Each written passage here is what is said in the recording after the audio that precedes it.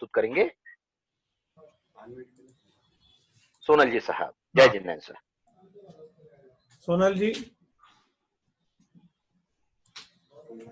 सभी को जय जिनेंद्र। मेरा नाम सोनल जैन और मैं आप सभी का यहाँ पे बहुत बहुत स्वागत करता हूँ हमारे इस विशेष कार्यक्रम में। जैसा कि हम सभी को पता है कि भारत सरकार द्वारा बहुत सारी योजनाएं बनाई जाती हैं अल्पसंख्यक के लिए, हमारे व्यापार वर्ग के लिए, लेकिन हम उन योजनाओं का उपयोग नहीं कर पाते हमारी कम जानकारी के कारण।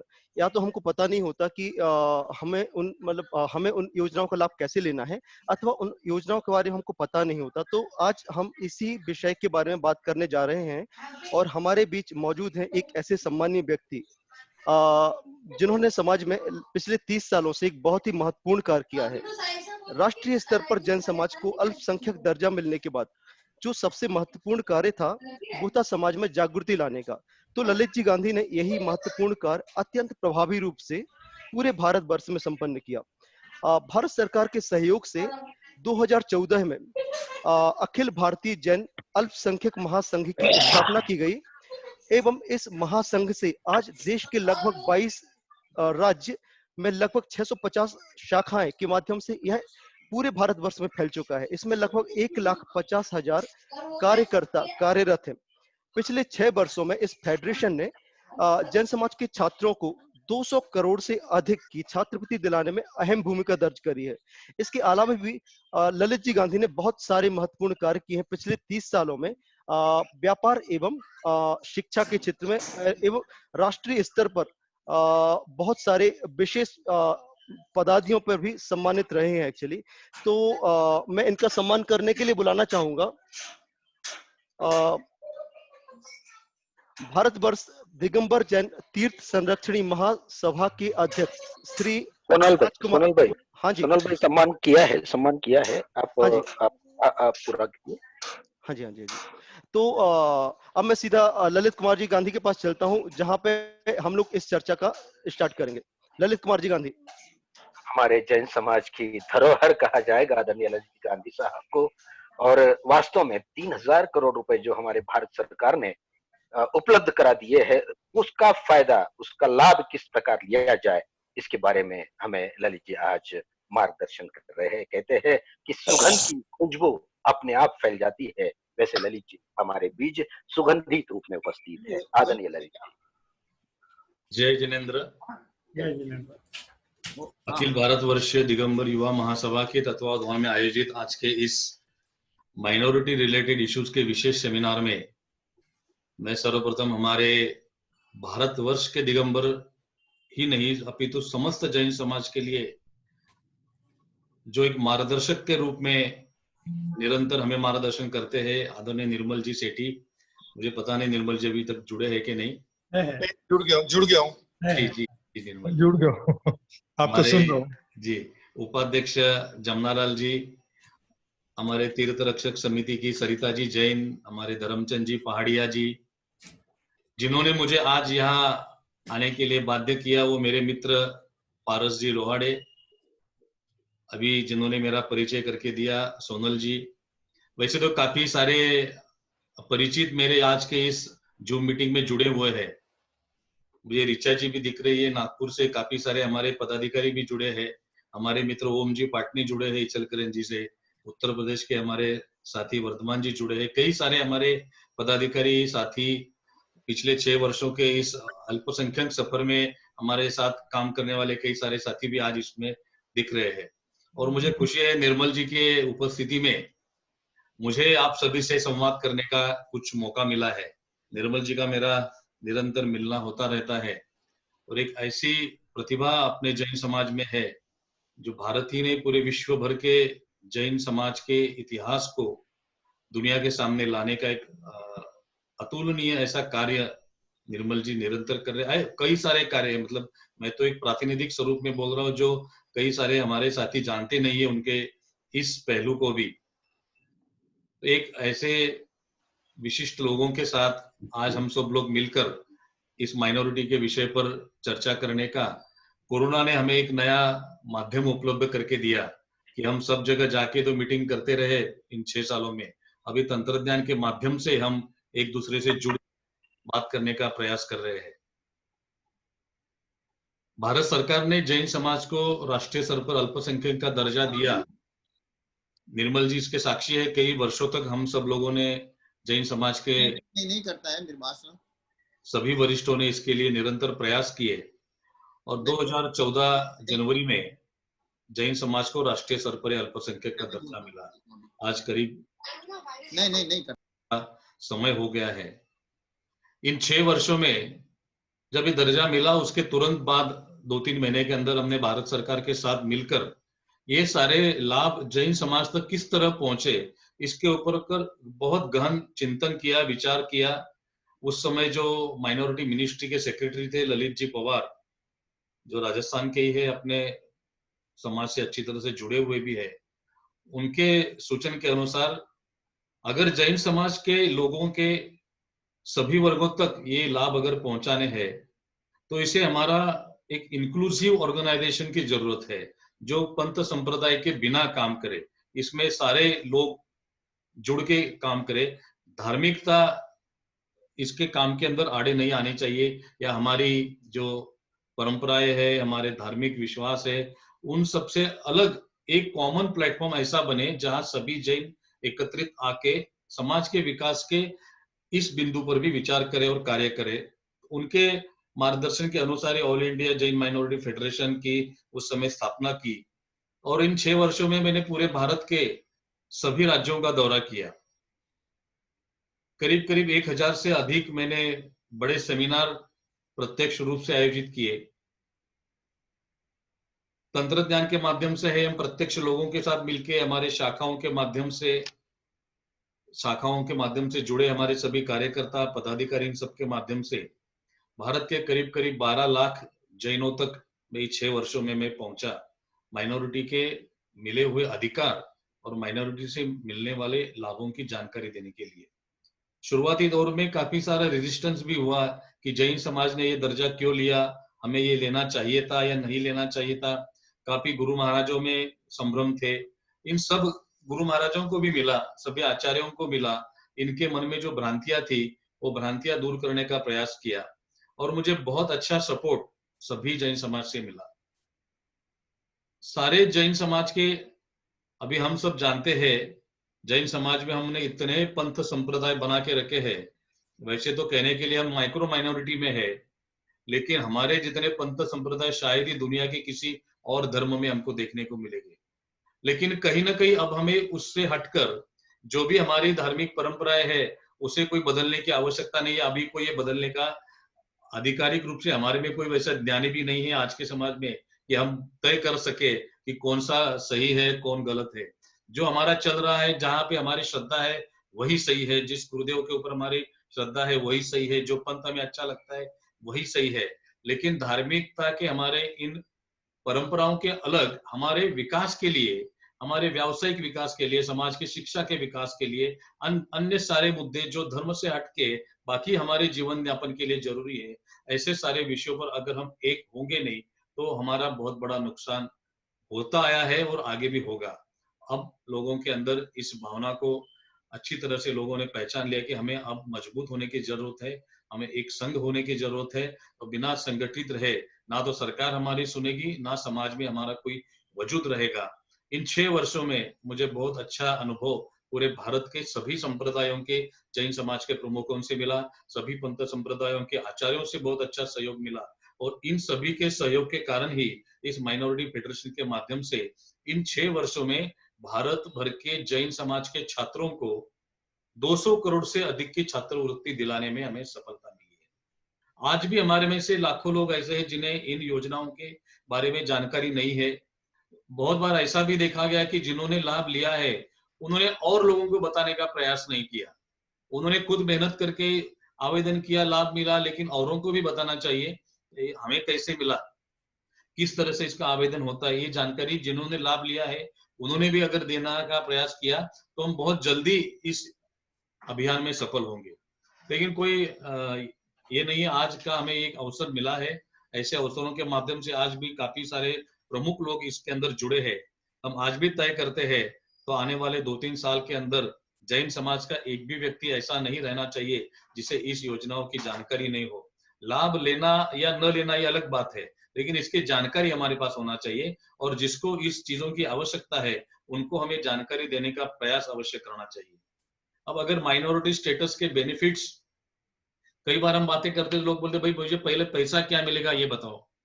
सिर्फ पैसा मिलना इतना ही इम्पोर्टेंट नहीं है, हमारे अधिकारों का उपयोग हम कहाँ कहाँ कर सकते हैं ये भी हमारे लिए, हमारे धर्म की सुरक्षा के लिए उतना ही जरूरी है जितना हमारे व्यक्तिगत जीवन के विकास के लिए पैसों की आवश्यकता है। माइनॉरिटी के दर्जे से हमें मिले हुए अधिकार भी हमें एक बार संक्षिप्त में बताने का प्रयास करता हूँ। हमें इसमें 3-4 पद्धति के अधिकार मिलते हैं।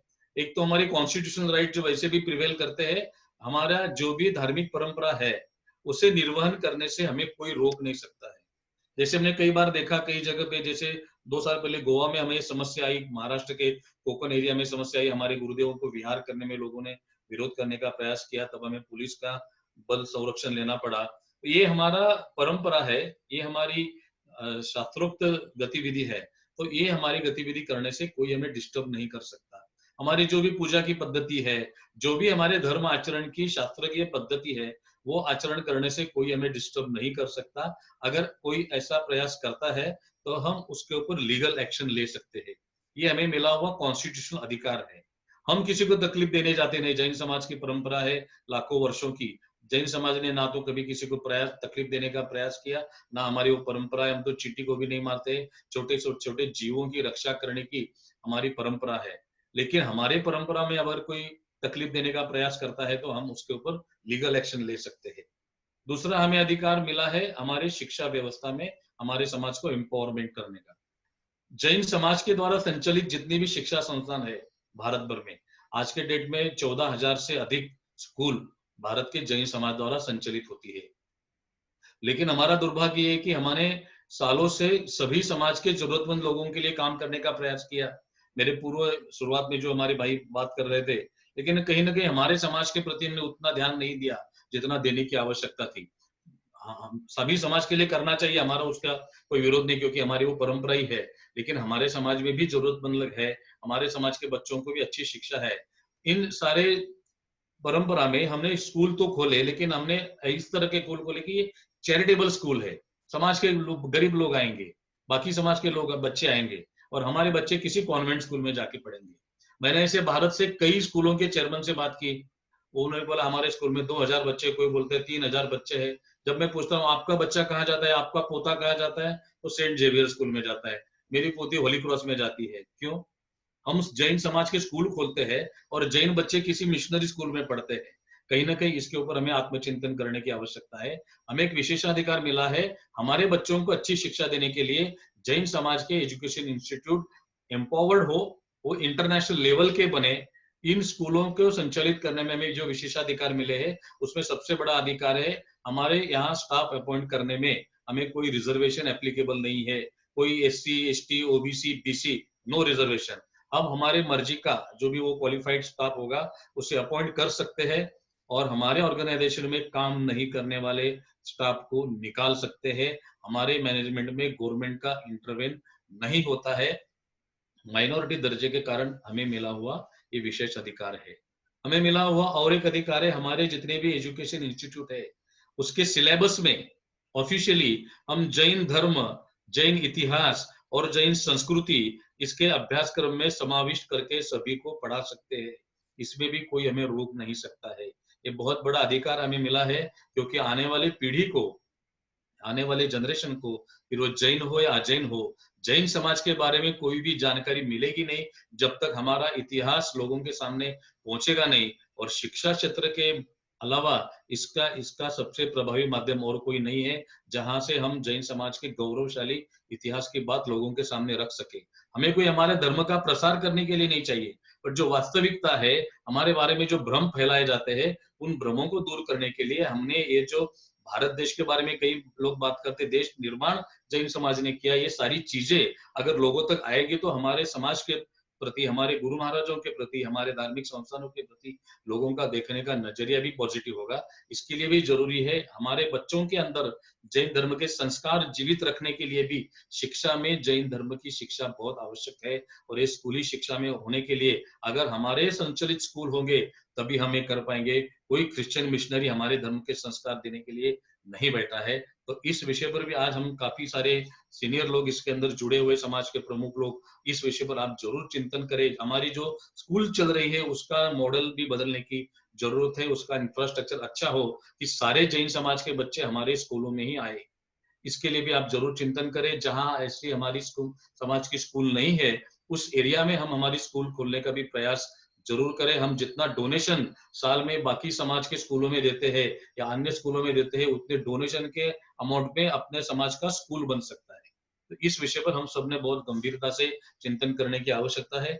हमें मिला हुआ दूसरा अधिकार है, आज भारत का एजुकेशन सिस्टम पॉपुलेशन बेस्ड है। परमिशन नया हमारा कोई भी स्कूल खोलना है, नया कोई कॉलेज खोलना है तो पॉपुलेशन के आधार पे स्कूल खुलेगा कि नहीं ये डिसाइड होता है। और पूरे भारत का मास्टर प्लान गवर्नमेंट का बनता रहता है। आज के डेट में भारत के किसी भी बड़े शहर में नए स्कूल को परमिशन नहीं मिलती है पॉपुलेशन के आधार पे। उतनी स्कूल ऑलरेडी वहां पे एग्जिस्ट करती है।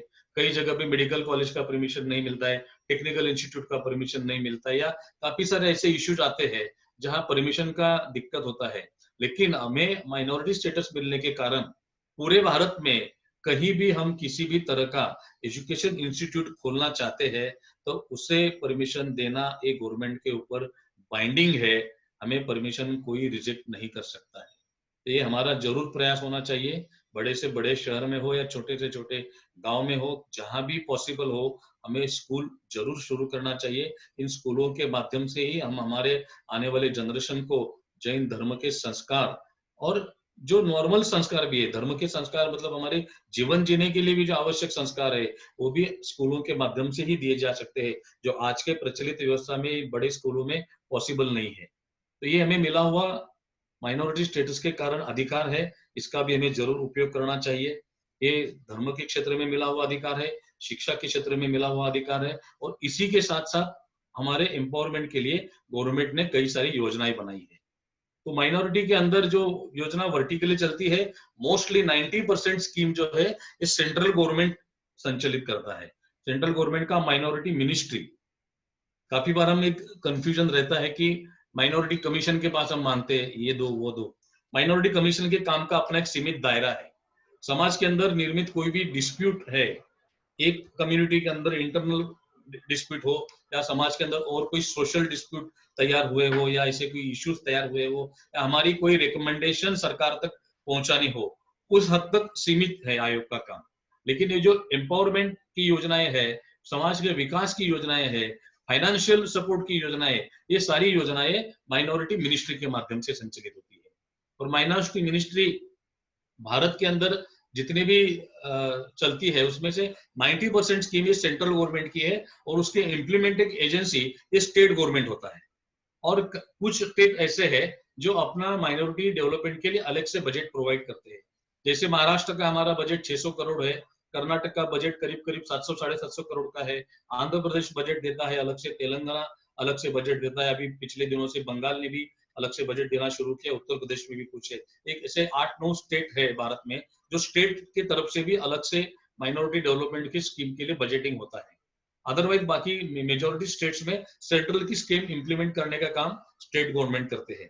तो सेंट्रल के स्कीम में 3-4 मेजर वर्टिकल से एक एजुकेशन रिलेटेड स्कीम है जो बच्चों को छात्रवृत्ति देने के लिए एक विषय है।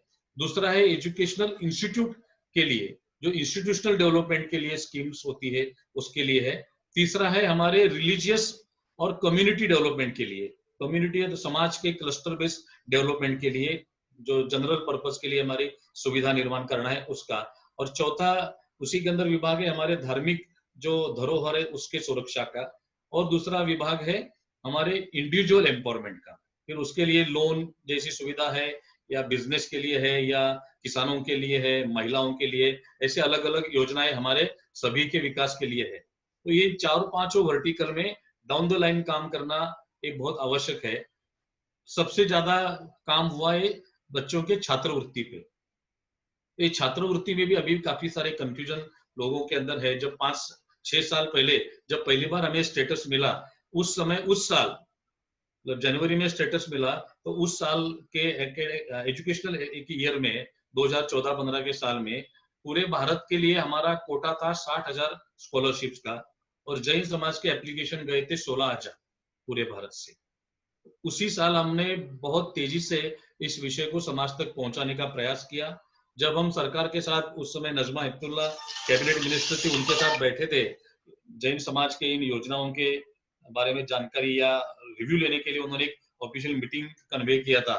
तब हमने जब डिमांड रखी हमारे ये स्कॉलरशिप का कोटा बढ़ाने की, तो पहला उनका सवाल था कि जैन समाज को जरूरत ही क्या है। उनका मतलब ऑफिसर्स का, उस मीटिंग में जो भी गवर्नमेंट के ऑफिसर्स शामिल हुए थे, कि आप तो सारे अमीर लोग हैं, पैसे वाले लोग हैं, आपके लोगों को छात्रवृत्ति की जरूरत क्या है। जब हमने उनको समझाने का प्रयास किया तो बोले आपके एप्लीकेशन ही नहीं आते हैं, हमने 60,000 का स्कॉलरशिप का कोटा रखा है, आपके एप्लीकेशन 16,000 ही है। तो हमें उनको समझाना पड़ा कि अभी नया नया स्टेटस मिला है, अभी तक समाज में इसकी जानकारी पहुंची नहीं है, और हमारे बच्चों को अप्लाई करने में काफी दिक्कत आती है। एक तो उस समय मांगा जाता था जैन होने का सर्टिफिकेट और इनकम का सर्टिफिकेट, जो बड़ी दिक्कत 2 विषयों पे हमारे बच्चों को आती थी। तो नजमा जी के सामने हमने रखा कि ये, तो बोले आपका फेडरेशन हमने इसीलिए बनवाया, आप सर्टिफिकेट पूरे भारत में क्यों नहीं देते। बोला अभी तो हम बने नए नए हैं, पूरे भारत में पहुंचना इमीडिएट पॉसिबल नहीं है, तो इसका कोई सोल्यूशन आपके तरफ से होना चाहिए। जब उन्होंने हमसे ही पूछा कि इसका क्या सोल्यूशन हो सकता है जिससे वो बच्चा जैन है ये हम आइडेंटिफाई गवर्नमेंट लेवल पे हो सके, तब मैंने एक सुझाव दिया था कि हमारे समाज के जो भी मंदिर है, जैन संघ है या जैन समाज के कोई भी ऑर्गेनाइजेशन है, वो जो भी सर्टिफाई करके दे कि ये हमारा बच्चा जैन समाज का है। तो उन्होंने पहले तो यस कहा, फिर कहा ये अगर पूरे भारत में नहीं होगा ये भी सिस्टम, तो फिर आप क्या करेंगे। तो मैंने उनको सजेशन दिया कि आप एक काम करिए, हमारे जैन बच्चों के लिए सेल्फ डिक्लेरेशन एक्सेप्ट करिए। मुझे थोड़ा लग रहा था अटपटा कहते हुए भी ऐसा कोई एक्सेप्ट करेगा या नहीं करेगा। बड़े भगवान महावीर स्वामी की हमारे ऊपर कृपा है कि भारत के सभी अन्य धर्मों के लोग जैन समाज के प्रति बहुत श्रद्धा रखते हैं, और एक विश्वास सभी के मन में है कि जैन समाज के लोग गलत काम नहीं करते। और नजमा हेपतुल्ला के बारे में तो मैं आज भी बताना चाहूंगा, बहुत बड़ी श्रद्धा है उनके मन में भगवान महावीर और जैन धर्म के प्रति। उन्होंने कहा आप अगर बोलते हैं तो हम ये भी एक्सेप्ट करेंगे, क्योंकि मुझे पता है आप लोग गलत काम करेंगे नहीं। तो उन्होंने उस दिन डिसीजन लिया कि हम सेल्फ डिक्लेरेशन जैन समाज के बच्चों का छात्रवृत्ति के लिए एक्सेप्ट करेंगे। तो स्कूल लेवल की जो स्कॉलरशिप्स है, कॉलेज लेवल की जो स्कॉलरशिप है, उसके लिए हमारे बच्चों को जैन होने का कोई अलग सर्टिफिकेट देने की जरूरत नहीं होती है।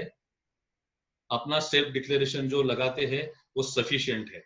लेकिन इन दिनों कोई मैसेज प्रसारित होते रहते कि सर्टिफिकेट की जरूरत नहीं है, या किसी को ठेका नहीं दिया है, ये है वो है, ऐसे कई सारे बातें। अपने समाज की विशेषता है, हम एक दूसरे की टांग खींचने में माहिर है। लोग भले हमें अच्छा समझते हैं, लेकिन हम क्या है, हम सब अपने आप को जानते हैं। स्कॉलरशिप के अलावा जितने भी बाकी योजनाएं हैं जो बैंकों के थ्रू रन होती है, जो फाइनेंस कॉर्पोरेशन के थ्रू रन होती है, वहां जैन होने का सर्टिफिकेट मांगा जाता है, वहां देना जरूरी होता है। और आज भारत में महाराष्ट्र, गुजरात, कर्नाटका, तमिलनाडु, राजस्थान और एक आधा कोई स्टेट होगा, ऐसे 6 या 7 राज्य जैन सर्टिफिकेट इशू करते हैं। 29 में से बाकी 20-22 राज्य ऐसा कोई सर्टिफिकेट इशू नहीं करते हैं। All India Jain minority federation के हमारे मेंबरशिप सर्टिफिकेट जैन होने के प्रूफ के रूप में पूरे भारत में एक्सेप्ट किए जाते हैं। अगर हमारा कोई काम उस कारण रुकता है तो आप बिल्कुल चिंता मत करिए, ये सर्टिफिकेट आप अटैच करिए, आपका कोई भी काम इस विषय के लिए रुकेगा नहीं। ये हमारे छात्रवृत्ति का कोटा बढ़ाने की बात हमने जब मीटिंग में रखी तब तो उन्होंने कहा कि आपके एप्लीकेशन नहीं आते हैं। पूरे भारत भर में हमने प्रयास किया, तो अगले साल हमारे एप्लीकेशन 90,000 गए। 2015-16 के ईयर में जब 14-15 में 16,000 थे, 15-16 में 90,000 गए, हमारा कोटा उतना ही था 60,000। तब हम फिर जाके गवर्नमेंट के पास बैठे और रिव्यू लिया कि सारे माइनॉरिटी में कम्युनिटी वाइज जो कोटा है उसमें से किसी किसी कम्युनिटी का कोटा बचा हुआ था, वो सारा कोटा हमने जैन समाज के बच्चों में डाइवर्ट करवाया। 32,000 हमारे जो कोटा के कारण पेंडिंग थे एप्लीकेशन, वो सारे के सारे एप्लीकेशन सैंक्शन हो गए और 15-16 में हमारे 92,000 जैन समाज के बच्चों को स्कॉलरशिप मिली। आज की स्थिति ये है 2019-20 का अगर देखें हम तो 3 लाख हमारे एप्लीकेशन जाते हैं और 1 लाख या 1.5 लाख तक के बीच में हमारा कोटा अलॉटमेंट होता है, जो कम्युनिटी के आधार पर जितना फंड हमारे लिए वहां रिजर्व है उसके माध्यम से, जो बाकी के कम्युनिटी में अनयूटिलाइज फंड है उसके माध्यम से। तो ये जो एजुकेशन की स्कॉलरशिप है तो स्टैंडर्ड फर्स्ट से लेकर पीएचडी तक के सभी पढ़ाई के लिए है। तो पहली से 10वीं तक की जो स्कॉलरशिप है, प्री मैट्रिक, ये सारी जो सबसे लोअर तबके के लोग हैं उनके लिए है, इसलिए उसका एनुअल इनकम का लिमिट 1 लाख रुपए है। 1 लाख रुपए एनुअल इनकम जिसका ऑन पेपर है वो ये स्कीम का लाभ ले सकता है। हालांकि वो स्टार्ट में उसका स्कॉलरशिप अमाउंट 4 या 5 हजार है, फिर 7-8 हजार तक होता है। 10वीं के बाद ये 12-15 हजार तक की स्कॉलरशिप मिलती है। हायर एजुकेशन में अच्छा क्वांटम गवर्नमेंट सपोर्ट करती है। सीए सीएस इस टाइप की जो पढ़ाई है, एमबीए, वहां 25 हजार रुपए का स्कॉलरशिप है। इंजीनियरिंग का एजुकेशन करते हैं तो वहां साल का 25 हजार रुपए का स्कॉलरशिप है। यूपीएससी जो स्पर्धा कॉम्पिटिटिव एग्जाम के लिए हमारे बच्चे बहुत इन दिनों अच्छे संख्या में जा रहे हैं, वहां 50 हजार रुपए का साल का स्कॉलरशिप है यूपीएससी की पढ़ाई के लिए, या स्टेट कॉम्पिटिटिव एग्जाम की पढ़ाई के लिए भी 50 हजार रुपए का स्कॉलरशिप मिलता है। जो पीएचडी, एमफिल इस टाइप का जो पढ़ाई करते हैं उन्हें 1 लाख से लगाकर 2 लाख रुपए तक का स्कॉलरशिप मिलता है। और ये मोस्टली ये सारे स्कॉलरशिप के एप्लीकेशन ऑनलाइन होते हैं। इस साल अभी ये कोरोना के कारण कब पोर्टल हो सकता है, 1 आध महीना लेट शुरू हो, नॉर्मली ये जुलाई में इसका पोर्टल शुरू होता है, इस साल हो सकता है ये 1 आध महीना आगे पीछे हो जाए। तो scholarships.gov.in ये जो पोर्टल है इसके माध्यम से ये स्कॉलरशिप के ऑनलाइन एप्लीकेशन होते हैं, और एप्लीकेशन हमने सब बच्चों ने जो भी एलिजिबल है सबने करना चाहिए। हो सकता है इसका अलॉटमेंट 50% होता है, लेकिन हम एप्लीकेशन करते रहेंगे तो हम लोग जो प्रयास करते हैं कोटा बढ़ाने के लिए उसमें सफलता मिलेगी, क्योंकि अभी ये लगातार 4था साल है, हमारे कोटा से 2 गुना, हमारे कोटा से 3 गुना 4 गुना एप्लीकेशन हमारे जा रहे हैं। अभी हमारा निरंतर माइनॉरिटी मिनिस्ट्री से, प्रधानमंत्री से इस बारे में संपर्क चालू है कि कैसे हमारा ये कोटा बढ़ाया जाए, जो हमारा अधिक से अधिक लोगों को इसके बेनिफिट मिल सके। लेकिन एप्लीकेशन होना जरूरी है, भले आधे लोगों को मिलेगा आधे लोगों को नहीं मिलेगा, वहां सबसे ज्यादा परसेंटेज और सबसे कम इनकम, ऐसा वो सॉर्टिंग होता है कंप्यूटराइज, और उसका जितना अपना कोटा है उतना रिलीज होता है, बाकी बैलेंस बचता है उसमें बाद में सेकंड फेज में हम रिलीज करवाने का प्रयास करते हैं। तो एजुकेशन स्कॉलरशिप के बाद दूसरा है हायर एजुकेशन के लिए एजुकेशन लोन। भारत में भी अगर हम हायर एजुकेशन के लिए जो जहाँ फीस बहुत ज्यादा होती है, एमबीबीएस जैसी पढ़ाई है या कोई भी स्पेशलाइजेशन की पढ़ाई करनी है जहाँ कॉस्ट ज्यादा है, तो एजुकेशन लोन हमें मिलता है। डोमेस्टिक एजुकेशन के लिए 15 लाख रुपए तक, और विदेश में जाके पढ़ाई करने के लिए 30 लाख रुपए तक का लोन मिलता है। लड़कियों को ये लोन जो विदेश में जाके पढ़ाई करती है उन्हें इंटरेस्ट फ्री मिलता है, मतलब बैंकों से ही मिलता है ये लोन, लेकिन उसके लिए माइनॉरिटी के बच्चों के लिए अलग से स्कीम बनी है, पढ़ो प्रदेश, जो उनके एग्जिस्टिंग स्कीम में ये स्कीम के अंदर उस माइनॉरिटी के बच्चों को अप्लाई करना है, और वो पढ़े प्रदेश के अंदर अप्लाई करने के बाद बाकी सारे बैंक के जो नॉर्म्स है वही नॉर्म्स हमें भी अप्लाई होते हैं। लेकिन इसका इंटरेस्ट अगर लड़की है तो 100% इंटरेस्ट गवर्नमेंट पे करती है, अगर हम पहले भरते भी तो रियम्बर्स होता है, अगर लड़का है तो उसका 3% इंटरेस्ट हमको भरना है, बाकी सारा इंटरेस्ट गवर्नमेंट पे करती है। अब हमारा प्रयास शुरू है कि सभी के लिए इंटरेस्ट फ्री मिले, वो जब मिलेगा, लेकिन अभी लड़कियों के लिए तो ये इंटरेस्ट फ्री मिलता है, ये एजुकेशन लोन है। कुछ राज्यों में इसमें सबसे अच्छा काम होता है कर्नाटक में। राज्यों ने, जब हमने 5 साल पहले कर्नाटक के माइनॉरिटी मिनिस्टर से डेलीगेशन लेके गए थे, उन्होंने हमसे पूछा कि हम आपके लिए और क्या कर सकते हैं। तो मैंने किया कि हम स्कॉलरशिप जो देते हैं स्कूल के बच्चों के लिए देते हैं, हायर एजुकेशन के लिए देते हैं, लेकिन विदेश में पढ़ने वाले बच्चों को स्कॉलरशिप नहीं मिलती है। उन्होंने कहा कि या तो सब अमीर घर के बच्चे जाते हैं विदेश में।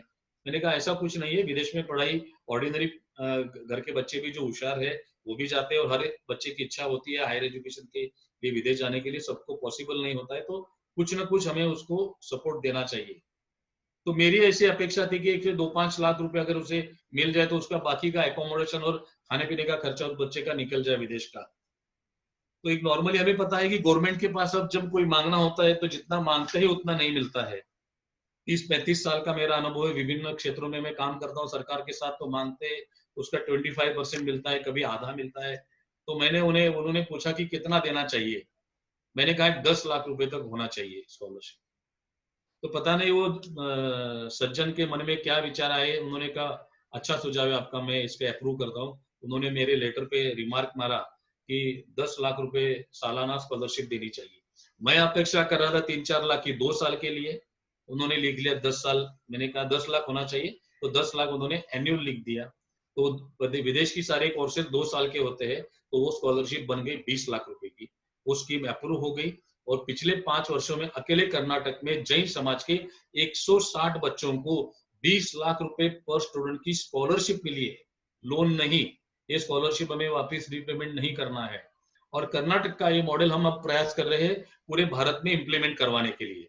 तो अब आंध्र प्रदेश और तेलंगाना, ये 2 स्टेट ने इसे एक्सेप्ट किया है और उन्होंने इसका इम्प्लीमेंटेशन शुरू किया है। ये 20 लाख का स्कॉलरशिप पिछले वर्ष से आंध्र प्रदेश और तेलंगाना, ये 2 राज्य में भी शुरू हुआ है। अब भारत में 3 राज्य ऐसे हैं जहां विदेश में पढ़ाई के लिए हमारे बच्चों को 20 लाख रुपए तक की स्कॉलरशिप मिलती है। अब हमारा प्रयास चल रहा है बाकी सभी राज्यों में, विशेषतः महाराष्ट्र, उत्तर प्रदेश, जहां जैन समाज की ज्यादा पॉपुलेशन है, दिल्ली, ऐसे राज्यों में इन योजनाओं की रिप्लिकेशन हो। लेकिन अभी तक हमारा प्रयास चालू है, लेकिन ये 3 राज्यों में मिलता है। बाकी सारे राज्यों में हमें विदेश में पढ़ाई के लिए लोन मिलता है। ये हमारे एजुकेशन इंडिविजुअल एम्पावरमेंट के लिए योजनाएं है। ऐसी हमारी योजनाएं है एजुकेशन इंस्टीट्यूट को एम्पावर करने के लिए। जैसे हमारे कोई स्कूल चलते हैं, उसमें हमें नए से कोई कंप्यूटर लैब बनाना है, तो 5 लाख रुपए का अनुदान सरकार देती है। हमें कोई साइंस का लैब रिनोवेट करना है या नया बनाना है, तो उसके लिए 5 लाख रुपए देते हैं। कोई लाइब्रेरी बनानी है, तो उसके लिए 2 लाख रुपए का अनुदान देते हैं। हमें कोई एक फ्लोर बढ़ाना है, हमारी छोटी हो रही है और एक फ्लोर बढ़ाना है, तो फ्लोर बढ़ाने के लिए 20 लाख रुपए तक का अनुदान मिलता है। हमें कोई हॉस्टल बनाना है स्कूल के साथ में बच्चों के लिए, तो हॉस्टल बनाने के लिए 50 लाख रुपए का अनुदान मिलता है। हम अगर कोई टेक्निकल इंस्टीट्यूट शुरू करना चाहते हैं, तो डिपेंड ऑन वो प्रोजेक्ट साइज 3 करोड़ रुपए तक का अनुदान टेक्निकल इंस्टीट्यूट बनाने के लिए मिलता है। सरकार की ऐसी धारणा है कि जितने भी माइनॉरिटी कम्युनिटीज हम है, वो अपने अपने एजुकेशन इंस्टीट्यूट एम्पावर करे, अपने एजुकेशन इंस्टीट्यूट अच्छे से खड़े करे, जिससे हमारे कम्युनिटी के बच्चों को अपने इंस्टीट्यूट में ही एडमिशन मिले। क्योंकि हमारे इंस्टीट्यूट में हमारे बच्चों के लिए हम 50% का कोटा रिजर्वेशन रख सकते हैं, वो किसी भी तरह का इंस्टीट्यूट हो। तो ये हमारे इंस्टीट्यूशन एम्पावरमेंट के लिए 2 लाख रुपए से लगाकर 3 करोड़ रुपए तक की अनुदान की योजनाएं हैं। और ये सारे लिमिट, ये माइनॉरिटी का एक्ट, हमारा कमीशन का एक्ट बना 91 में, उस समय से है। अब हम इसको रिवाइज करने का प्रयास चल रहा है, पता नहीं वो कितने दिन में रिवाइज होगा, कोरोना के चलते हो सकता है 1-2 साल और भी लगे इसमें। लेकिन आज के जो लिमिट्स है, उतना भी बेनिफिट हमने जरूर लेना चाहिए। भी नॉर्मल कोर्स में 50-60 लाख एक स्कूल को देने की परंपरा हर स्टेट में है, वो सेंट्रल गवर्नमेंट से रिलीज होता है फंड। तो जितने भी हमारे स्कूल के संचालक अगर कोई इस ग्रुप में है, तो वो भी, अगर उन्होंने अप्लाई किया नहीं है, तो वो भी जरूर इसके लिए अप्लाई करे। इसके साथ हमारे लिए इंडिविजुअल डेवलपमेंट की जो योजनाएं है, वो महिलाओं के लिए, युवाओं के लिए स्किल डेवलपमेंट का ट्रेनिंग है। महिलाओं के लिए एक नई उड़ान करके लीडरशिप डेवलपमेंट की हमारी युवतियों के लिए स्कीम है, और जिस क्षेत्र में काम करना चाहती है उसके उन्हें उसका स्पेशली ट्रेनिंग दिया जाता है, और उसका 100% कॉस्ट गवर्नमेंट बेयर करती है। दूसरा है, हमारे बच्चे, नॉर्मली देखा आजकल के तो बच्चे बहुत सारे पढ़ाई में आगे हैं, लेकिन कुछ बच्चे ऐसे भी है जो पढ़ाई कर नहीं पाते किसी न किसी कारण से, या तो वो फीस अफोर्ड नहीं कर पाते, या उनके एरिया में वो स्कूल की एजुकेशन की फैसिलिटीज नहीं है, या और भी कई सारी समस्याओं के कारण वो बच्चे पढ़ते नहीं है। लेकिन उनके अंदर बॉर्न कुछ क्वालिटीज है, जो व्यापार अच्छा कर सकते हैं, कोई ना कोई उद्योग अच्छा कर सकते हैं, ऐसे कई सारी चीजें हैं, लेकिन उन्हें सपोर्ट की जरूरत होती है। उन्हें कुछ एडिशनल थोड़ा बहुत अगर हम कोचिंग दे या कोई ट्रेनिंग दे, तो कोई भी नया बिजनेस भी वो बच्चे हमारे कर सकते हैं।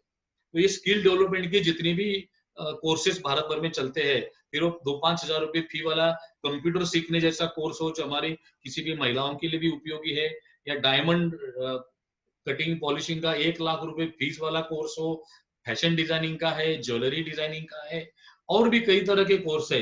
ये किसी भी तरह का कोर्स हम अगर हमारे बच्चे पढ़ना चाहते हैं, तो उसका 100% कॉस्ट सेंट्रल गवर्नमेंट पे करता है। 1 रुपया की फी भी हमारे बच्चों को देने की जरूरत नहीं है। और ये पढ़ाई, स्किल डेवलपमेंट का ट्रेनिंग लेने के बाद वो जो बिजनेस करना चाहेगा, हमारा लड़का या लड़की, युवक युवती जो भी, तो उसके लिए गवर्नमेंट उन्हें फाइनेंस करेगी बिजनेस का लोन। नया बिजनेस लोन जनरेट करने के लिए, या किसानों को खेती में कोई नया इक्विपमेंट मिले, दोनों के लिए कॉमन स्कीम बनी है।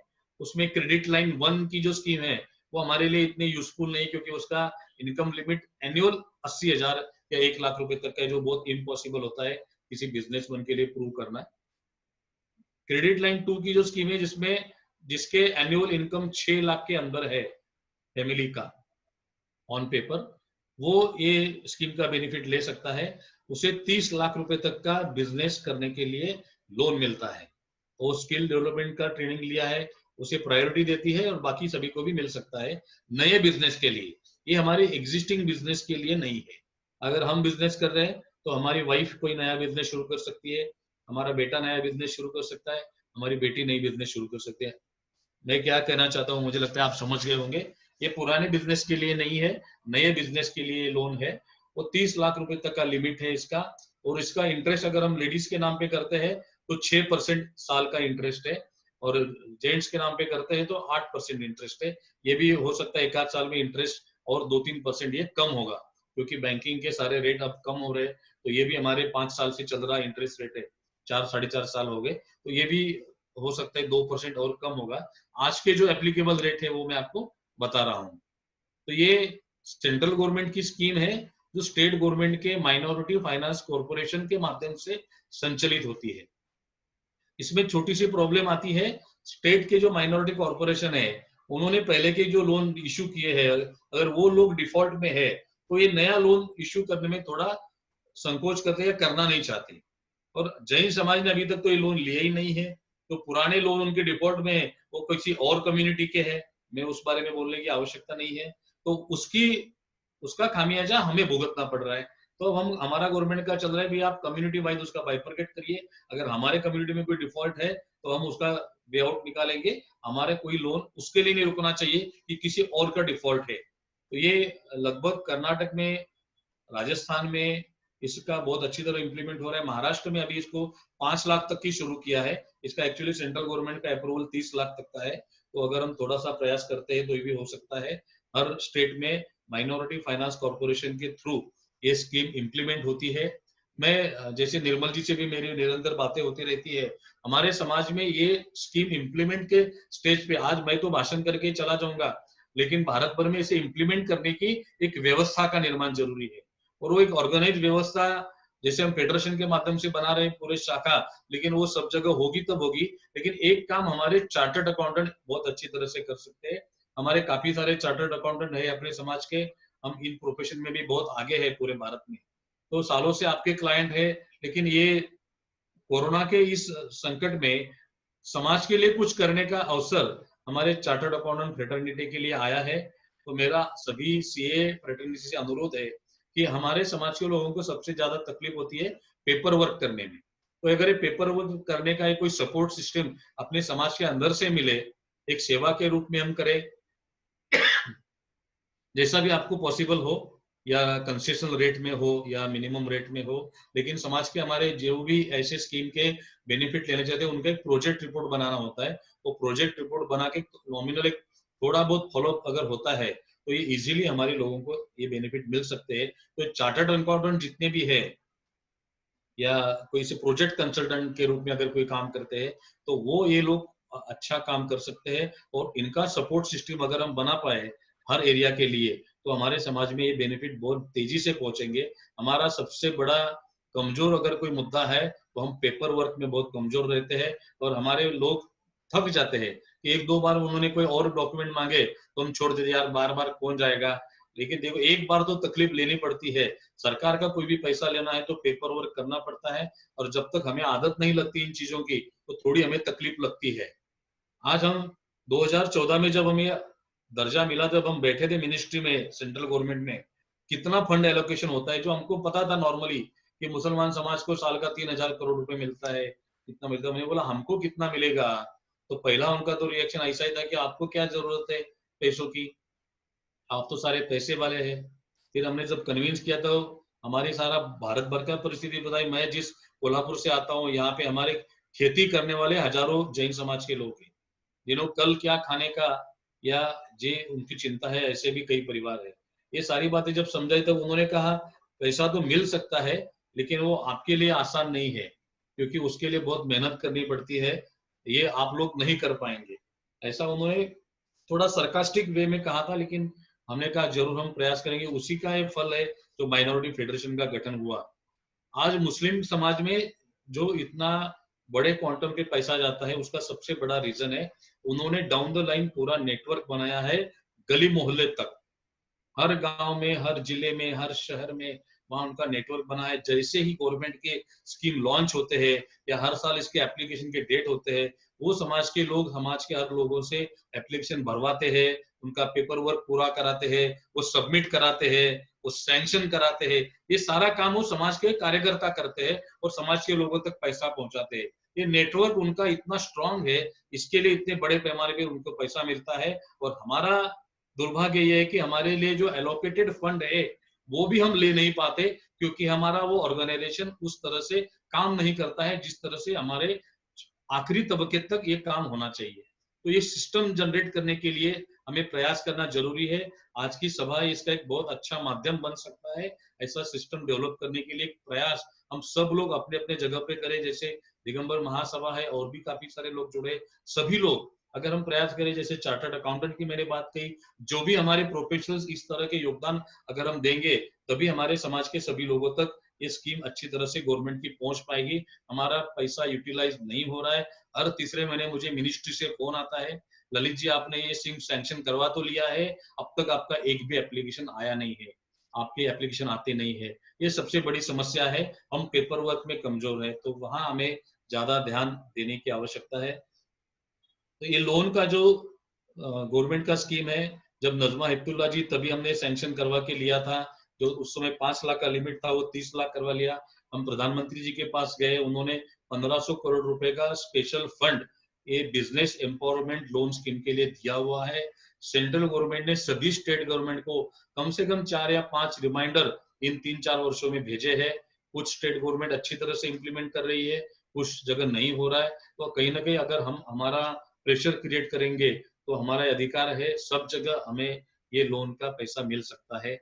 ये हमारे सभी नए बिजनेस करने वाले युवाओं के लिए, किसी के लिए भी, इसका कोई एज लिमिट नहीं है, कोई भी इसका बेनिफिट ले सकता है। 60 साल तक के कोई भी व्यक्ति इसका बेनिफिट इस योजना के ले सकते हैं।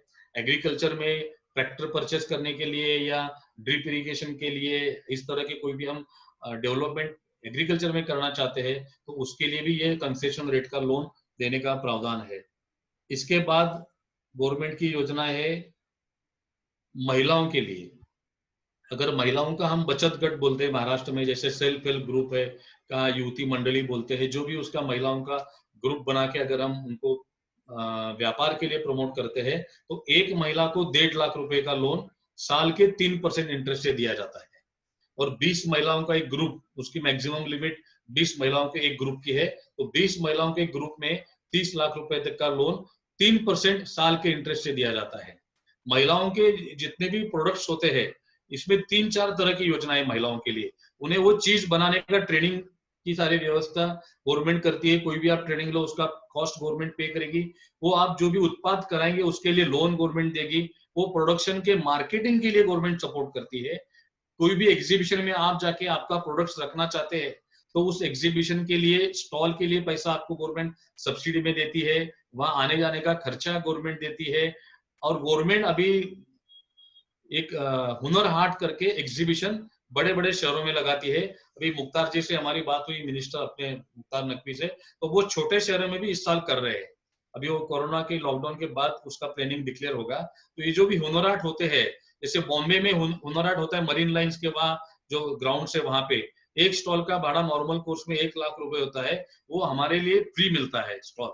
वहां जैसे पिछले साल हमारे कोल्हापुर की 2 महिलाएं गई थी, उन्होंने 30 लाख रुपए का बिजनेस किया 3 दिन के उस एग्जीबिशन में, एक स्टॉल में। तो वो स्टॉल हमें फ्री मिलता है। दिन का 2000 रुपए का खर्चे के लिए गवर्नमेंट देती है। पार्टिसिपेंट हर वुमन को एक स्टॉल के पीछे 2 महिलाओं को वो पैसा दिया जाता है। बाहर गांव से आती है वो महिला, तो उसका आने जाने का कॉस्ट भी गवर्नमेंट पे करता है।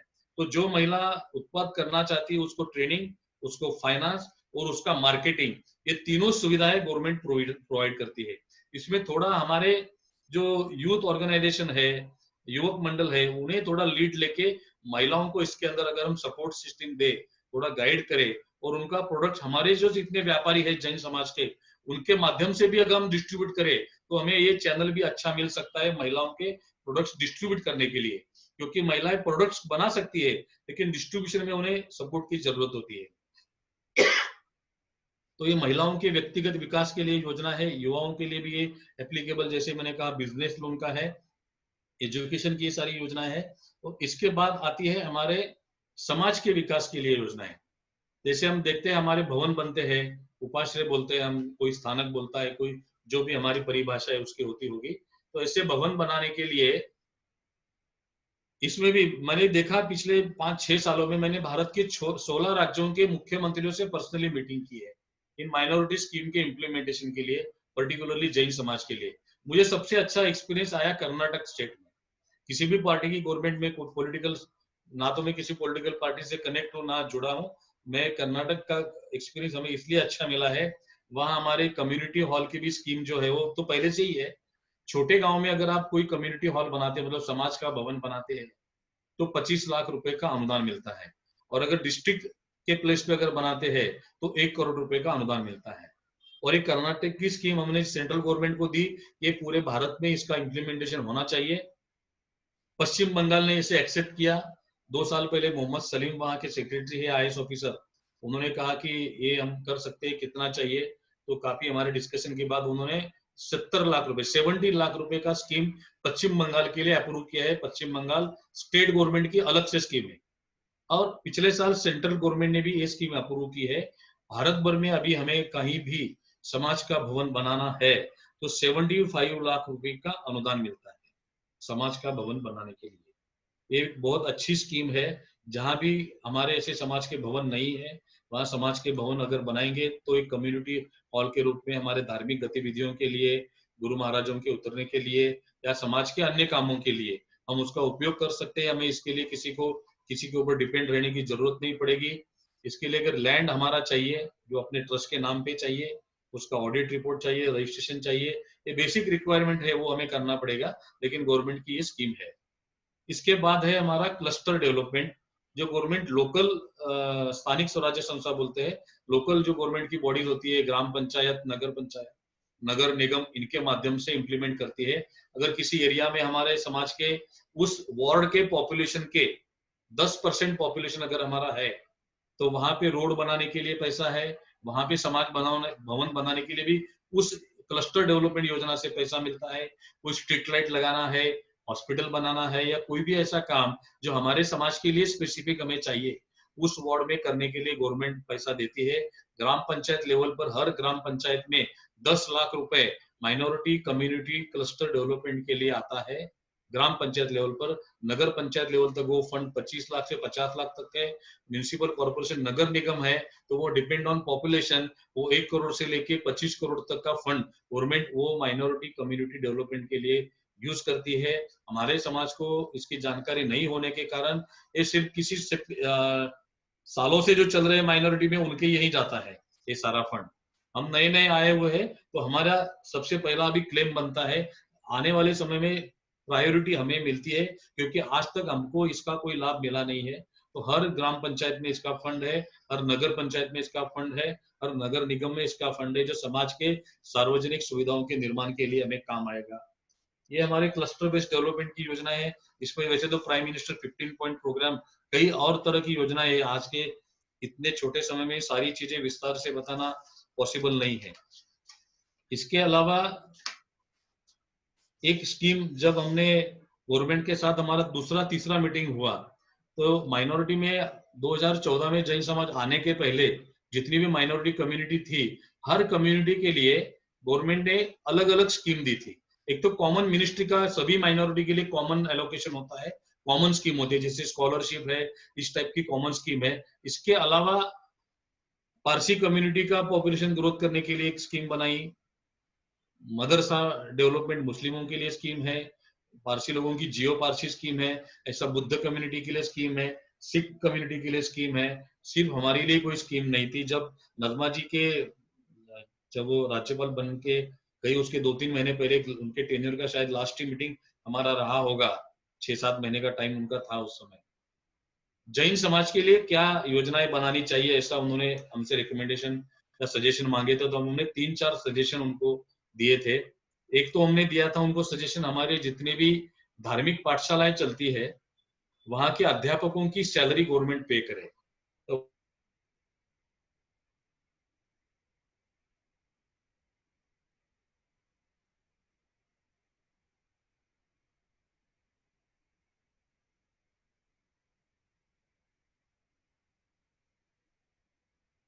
में कंप्यूटर सिखाने के लिए हम पैसा देते हैं।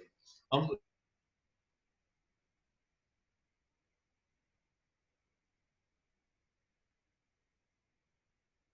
धार्मिक पाठशालाएं चलती है भारत भर में, सभी पंथ संप्रदायों में चलती है।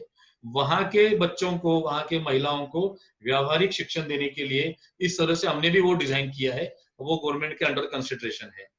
दूसरा हमने सजेशन दिया था, हमारे प्राचीन मंदिरों के जीर्णोद्धार के लिए गवर्नमेंट कुछ फंडिंग करे, हमारे प्राचीन ग्रंथों के रीराइट करने के लिए या उनके प्रिजर्वेशन के लिए गवर्नमेंट कुछ फंडिंग करे। से 3-4 प्रपोजल दिए थे।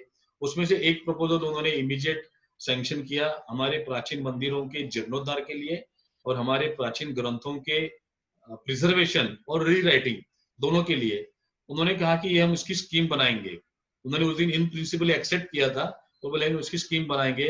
मैंने मेरे 30 साल के इतिहास में पहला ऐसा डिपार्टमेंट देखा, उन्होंने जो कमिटमेंट किया 4 महीने के अंदर उन्होंने वो पूरी स्कीम लॉन्च कर दी हमारी धरोहर के नाम से। ये माइनॉरिटी फेडरेशन क्या कंसेप्चुअलाइजेशन है, उसमें उन्होंने कोई और मॉडिफिकेशन किए जब स्कीम गवर्नमेंट ने कैप्सुलाइज किया उसको और जब लॉन्च किया। तो इसके अंदर 100 साल के पुराने हमारे जितने भी मंदिर है उन्हें गवर्नमेंट प्राचीन तीर्थ समझती है या प्राचीन मंदिर समझती है। उसका अगर हमें कहीं भी जीर्णोद्धार करना है भारत में कहीं भी, तो उसका 100% कॉस्ट सेंट्रल गवर्नमेंट पे करेगी। ये माइनॉरिटी और कल्चर दोनों मिनिस्ट्री की कंबाइंड स्कीम है। हमारे जितने भी ग्रंथ है, अभी प्राचीन ग्रंथ लाइब्रेरीज में हमारे कई ग्रंथ ऐसे पड़े पड़े खराब हो रहे। वैसे तो कई लोगों ने हमारे ग्रंथ नष्ट किए हैं, लेकिन जो भी बचे हैं उन्हें भी अगर प्रिजर्व करना है तो उसके प्रिजर्वेशन का सिस्टम भी बहुत कॉस्टली है। तो ये प्रिजर्वेशन का अगर हम कोई मॉड्यूल बनाना चाहते हैं तो उसके लिए भी गवर्नमेंट 100% कॉस्ट पे करेगी। हमारा कोई प्राचीन मनुस्क्रिप्ट है तो उसके रीराइट करने के लिए जितना भी खर्चा आएगा उसका भी 100% कॉस्ट गवर्नमेंट पे करेगी। इसके साथ एक और एडिशन उन्होंने किया है, जैसे हमारे भगवान महावीर के जीवनी है या हमारे जैन इतिहास है, जैन संस्कृति है, जैसे निर्मल जी हमारे विदेशों में जो जैन रिलीजियन का अभी जो मॉन्यूमेंट्स मिलते हैं उसका सारा अभ्यास करते हैं। तो इन चीजों का अगर हम कोई म्यूजियम बनाए या इन चीजों का अगर कोई मोबाइल एग्जीबिशन हम क्रिएट करें तो सारा बनाने का खर्चा सेंट्रल गवर्नमेंट पे करेगी। इस तरह की हमारी धरोहर, ये तीनों चारों हमारी धरोहर को प्रिजर्व करने के लिए, वो आने वाली जनरेशन तक वो सारी पहुंचाने के लिए गवर्नमेंट ने स्कीम बना के दी है। और इसके अंदर उन्होंने एक एडिशन किया है, एग्जीबिशन का उनके तरफ से एडिशन हुआ है और एक एडिशन किया है कि जैन रिलीजन और एक हिस्ट्री इसके ऊपर कोई रिसर्च करना चाहे या पीएचडी करना चाहे तो उसे 2 लाख रुपए तक की स्कॉलरशिप सेंट्रल गवर्नमेंट हमारी धरोहर स्कीम में से देगी। तो जो भी हमारे छात्र है, जो भी लोग हमारे इस विषय में कोई रिसर्च करना चाहते हैं तो उन्हें 2 लाख रुपए की स्कॉलरशिप इसके अंदर मिल सकती है। तो ये मेनली हमारे individual education, education institute, business loan, ये सारी योजनाएं मैंने बताने का प्रयास किया है। अब हमारे लिए और जो सेगमेंट है जो भारत के सभी लोगों के लिए अवेलेबल है, लेकिन हम उसके ऊपर उतना फोकस नहीं करते हैं या समाज में उसकी जानकारी नहीं है। तो हमारे एडमिन से मैं पूछना चाहूंगा कि माइनॉरिटी और वो दोनों भी कंटिन्यूशन में रखना है या बीच में कोई क्वेश्चन आंसर लेने हैं इसके अंदर। पारस जी या हाँ जी ललित जी, हाँ जी। आपका क्या सजेस्ट करते हैं? नहीं, मुझे ऐसा लगता है कि हम कंटिन्यू करें क्योंकि सवाल जवाब का दौर फिर रुकेगा नहीं। ठीक है, सवाल जवाब अंत में रखेंगे। अभी जो कोरोना के इसमें हमने देखा, अभी जो एक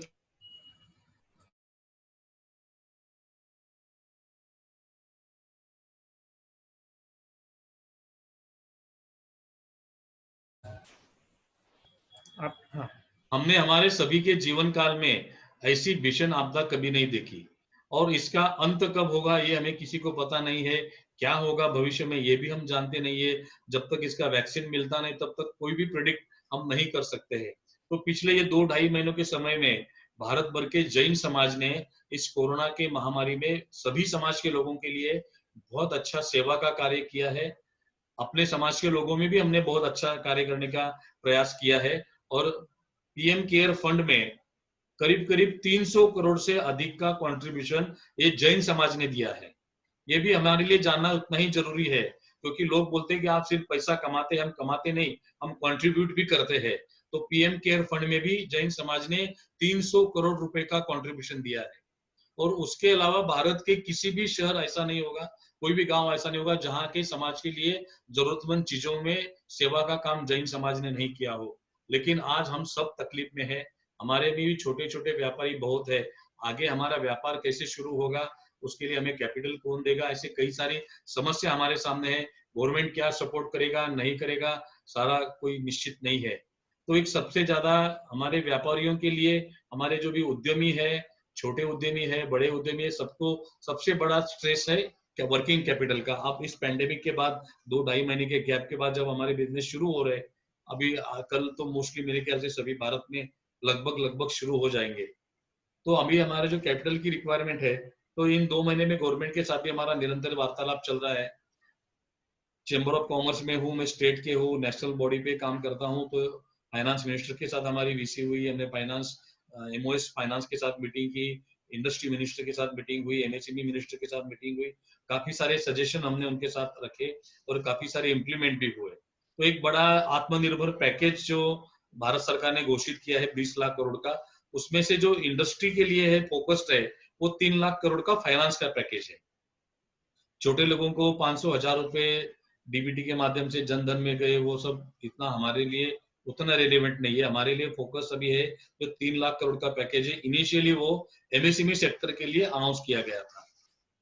जब नितिन जी से और अनुराग ठाकुर जी ने हमें बहुत मदद की, उसके अंदर व्यापारियों को कवर नहीं किया गया था। जब ये पैकेज घोषित हुआ था 3 लाख करोड़ का, तो अब हमने जो जितने भी प्रयास किए, तो प्रधानमंत्री ने भी वो एक्सेप्ट किया, और उसका जो भी गाइडलाइन इशू हुआ तो व्यापारियों को भी उसके अंदर कवर किया गया है। तो ये 3 लाख करोड़ का जो पैकेज है, ये व्यापारी और इंडस्ट्री ये दोनों सेगमेंट के लिए है। और ये जो पैकेज है, जो एग्जिस्टिंग जिनके लोन है, बैंकों से लिए हुए एग्जिस्टिंग बिजनेस लोन या एग्जिस्टिंग प्रोजेक्ट फाइनेंस या इंडस्ट्री का लोन, जो भी जिस तरह का भी लोन हो, जिनके एग्जिस्टिंग लोन है उन्हीं के लिए है। मतलब ये नए बिजनेस के लिए नहीं है। तो जिनका 29 फरवरी इसका जो एलिजिबिलिटी डेट डिफाइन किया हुआ है 29 फरवरी 2020, इस डेट को जिनका भी बैंक का जितना भी आउटस्टैंडिंग होगा, तो इसकी अपर लिमिट है 25 करोड़। मतलब जिनके लोन 25 करोड़ या उसके अंदर है, उनके लिए ये स्कीम एप्लीकेबल है। जिनका एनुअल टर्नओवर 100 करोड़ या उसके अंदर है, उनके लिए भी 5 लाख वाला भी एलिजिबल है और 100 करोड़ वाला भी एलिजिबल है। तो जितने भी हमारे एग्जिस्टिंग बिजनेसमैन है जो जीएसटी के अंदर रजिस्टर्ड है, जिनका एग्जिस्टिंग लोन है 29 फरवरी के दिन, तो उनके लिए ये स्कीम है। 29 फरवरी का जितना भी आपका लोन आउटस्टैंडिंग है, उसका 20% लोन आपको एडिशनल वर्किंग कैपिटल के रूप में दिया जाएगा। इसका लोन अकाउंट अलग से क्रिएट होगा बैंक में। इसका interest rate bank wise differ कर सकता है, जो 7% से लगा के 8% भी हो सकता है। इसका मैक्सिमम इंटरेस्ट रेट ये 9.25% है। 9.25% इसका हाईएस्ट इंटरेस्ट लिमिट रेट है। इसके ऊपर कोई बैंक चार्ज नहीं कर सकता है। अगर किसी का मल्टीपल फाइनेंस है, अलग अलग बैंकों से लिया हुआ, तो किसी भी एक बैंक से भी ये आप 20% का फाइनेंस ले सकते हैं। इसके लिए कोई एडिशनल सिक्योरिटी आपको नहीं देना है, कोई प्रोजेक्ट रिपोर्ट आपको नहीं देना है। आपके एग्जिस्टिंग लिमिट के 20% देना ये बैंकों के ऊपर कंपलसरी है। और अगर कोई बैंक आपको डिनाई करती है, तो आप अगर हमारे पास उसकी कंप्लेंट भेजेंगे तो उस बैंक के ऊपर एक्शन भी होगा। तो ये हमारा एक गवर्नमेंट का एक स्पेशली बनाया हुआ स्कीम है, और ये पैसा बैंकों ने देना ही है। जो हमारे एग्जिस्टिंग लोन के 20% additional working capital without any additional collateral security, maximum interest rate 9.25% है। इसका लोन का रीपेमेंट का पीरियड है 5 साल, पहला साल मॉरिटोरियम है, इसमें हमें सिर्फ इंटरेस्ट पे करना है, कोई प्रिंसिपल रीपे नहीं करना है, और अगले 4 सालों में इसका प्रिंसिपल रीपे करना है। ये 5 साल का टोटल रीपेमेंट का स्कीम है। आपका एग्जिस्टिंग लोन के अलग इसको डिफाइन किया जाएगा, अलग अकाउंट से इसे मॉनिटर किया जाएगा। ये हम सभी के लिए है। इसके अलावा हमारे छोटे बिजनेस के लिए, जो नया बिजनेस शुरू करना चाहते हैं, एक बहुत अच्छी स्कीम है मुद्रा योजना। प्रधानमंत्री मुद्रा लोन योजना है, जो 50,000 से लेके 10 लाख रुपए तक का लोन। बहुत बार देखा गया है पिछले 3 सालों में बैंक थोड़ा हेजिटेट करते हैं देने में, क्योंकि उनका रिकवरी का प्रॉब्लम, ये टेंशन वगैरह। नॉर्मली जैन समाज के कोई लोन रिपेमेंट में प्रॉब्लम आता नहीं है, ना तो हमारे कोई लोन डूबते हैं। नॉर्मली 1-2 एक्सेप्शन छोड़ दो, तो ये लोन मिलना हमारा अधिकार है। कोई भी बैंक आपके प्रपोजल को रिफ्यूज नहीं कर सकती है। इसमें 50,000 से लेके 10 लाख तक का लोन, प्रोजेक्ट रिपोर्ट देना पड़ता है, क्या बिजनेस करना चाहते हैं, वो बेसिक रिक्वायरमेंट है कि कितने दिन में आप रीपेमेंट करेंगे, कितना आपका बिजनेस होगा, कितना प्रॉफिट है वगैरह, जो स्टैंडर्ड फॉर्मेट है। कोई भी सीए आपको इसका बना के दे सकता है। अगर कोई हम 5-10 लाख का लोन लेना चाहते हैं, तो इसका इंटरेस्ट रेट अभी 10-10.5%, 11% तक है। वो भी कम होने की संभावना है। 8-10 दिन के अंदर उसका एक क्लैरिफिकेशन हो सकता है, आ जाएगा कि इसका इंटरेस्ट रेट भी 9% या 8% तक। आज हमने 7% का डिमांड किया हुआ है, लेकिन 8% तक हो सकता है। लेकिन एक नए बिजनेस के लिए किसी को भी 10 लाख रुपए तक का कैपिटल की रिक्वायरमेंट है, तो उसके लिए मुद्रा लोन ये सबसे अच्छा ऑप्शन है, जो बैंकों के ऊपर कंपल्सन है। इसके अलावा ये हमारे छोटे बिजनेस के लिए, एग्जिस्टिंग हमारे बिजनेसमैन जिन्होंने लोन लिया हुआ है उनके लिए है। इसके अलावा भी अगर कोई बड़ा प्रोजेक्ट भी हम करना चाहते हैं, तो आरबीआई का सभी बैंकों को गाइडलाइन है कि माइनॉरिटी कम्युनिटी के लिए आपको प्रायोरिटी देनी है। उनके लिए स्पेशल सेल गठित करना ये सभी बैंकों के लिए कंपलसरी है। वो करते नहीं भी है, लेकिन हमारा प्रपोजल उनको प्रायोरिटी पे स्क्रूटिनी पर करना पड़ता है।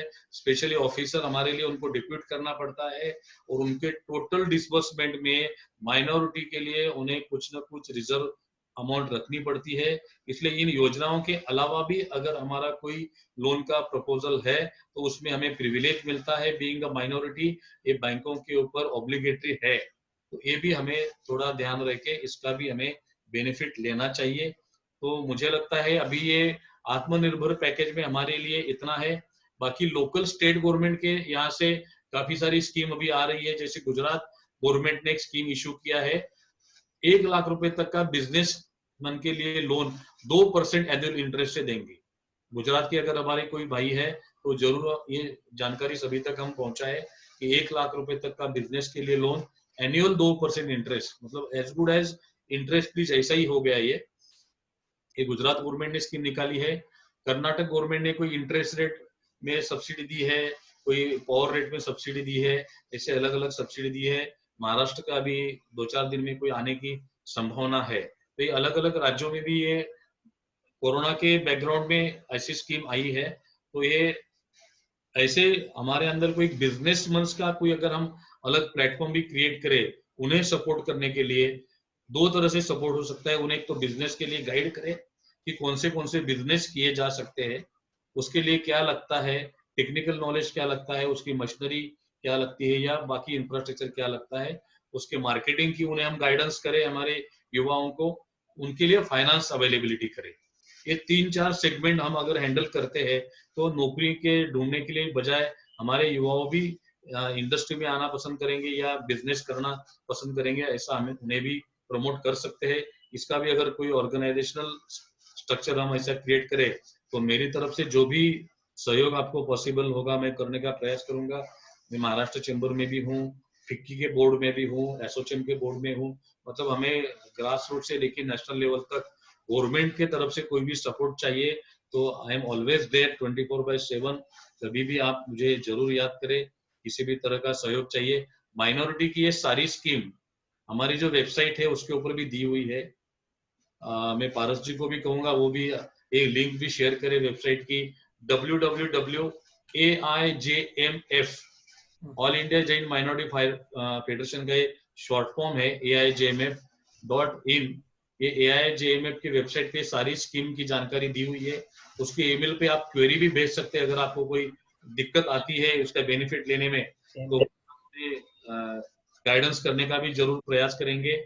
और पारस जी को और जो भी हमारे टेक्निकल चीजें देखते हैं उन्हें भी मैं सारी जानकारी टाइम टू टाइम देने का प्रयास करूंगा। आपके फेसबुक ग्रुप में भी हम इसकी जानकारी देने का जरूर प्रयास करेंगे।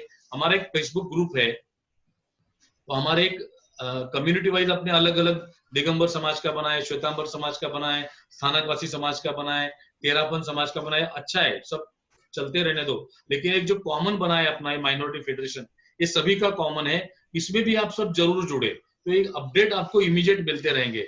अपना फेसबुक ग्रुप है जैन माइनॉरिटी फेडरेशन, आप उसमें भी जुड़िए, आपके सारे कॉन्टेक्ट में जैन जितने उनको भी जोड़िए, तो अपडेट्स आपको मिलते रहेंगे, तो उसका बेनिफिट ले पाएंगे। क्योंकि कई बार स्कीम के चालू होने की डेट्स चेंज होती रहती है, उनके लास्ट डेट चेंज होती रहती है, बढ़ते रहती है, इसके नए नए स्कीम आते रहते हैं, बाकी अपडेट्स भी हम आपको दे सकते हैं।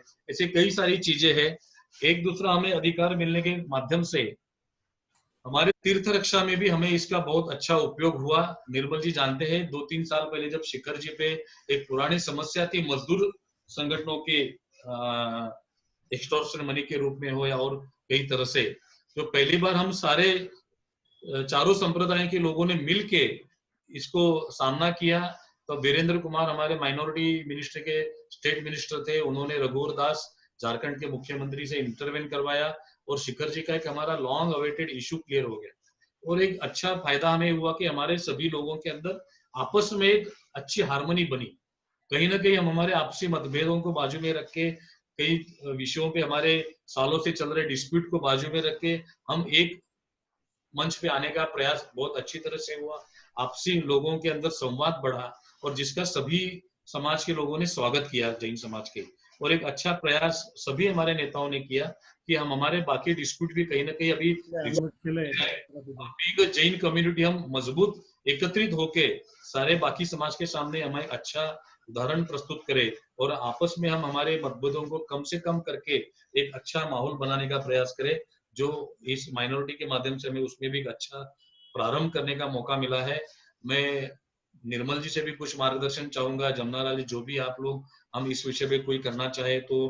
पारस जी, मुझे लगता है अभी हमारा कोई मेजर क्वेश्चन है वो लेने चाहिए, कोई एक आध विषय मेरा छूट भी गया होगा तो क्वेश्चन आंसर में मैं कवर करने का प्रयास करूंगा। जी जी, बहुत बहुत बहुत बहुत धन्यवाद। क्वेश्चन आंसर भी यहाँ पर होंगे, लेकिन इससे पहले आज की इस संगोष्ठी में भारत भर से नहीं बल्कि विश्व भर से कुछ लोग सम्मिलित हुए हैं, जिसमें हमारे महासभा के आदरणीय निर्मल जी सेठी साहब, आदरणीय हपावत साहब, जमुनालाल जी हपावत साहब, आदरणीय रमेश जी तिजारिया साहब, आदरणीय धर्मचंद जी पहाड़िया साहब जयपुर से, आदरणीय प्रकाश जी बरजात्या साहब, आदरणीय राजकुमार जी सेठी साहब, आदरणीय हसमुख जी गांधी साहब, आदरणीय कमल जी ठोलिया साहब, लगातार समाज उत्थान के लिए कार्य करने वाले ये सारे लोग हैं।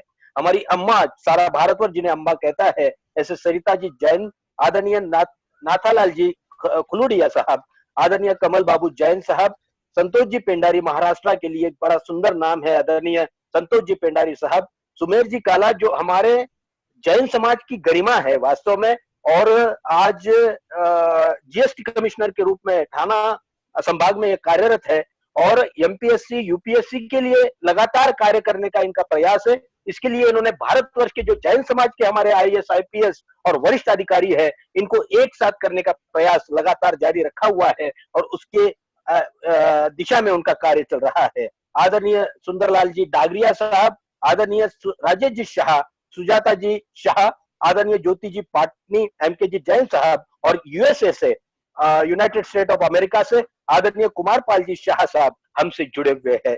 सर, आपने बहुत से ऐसे आज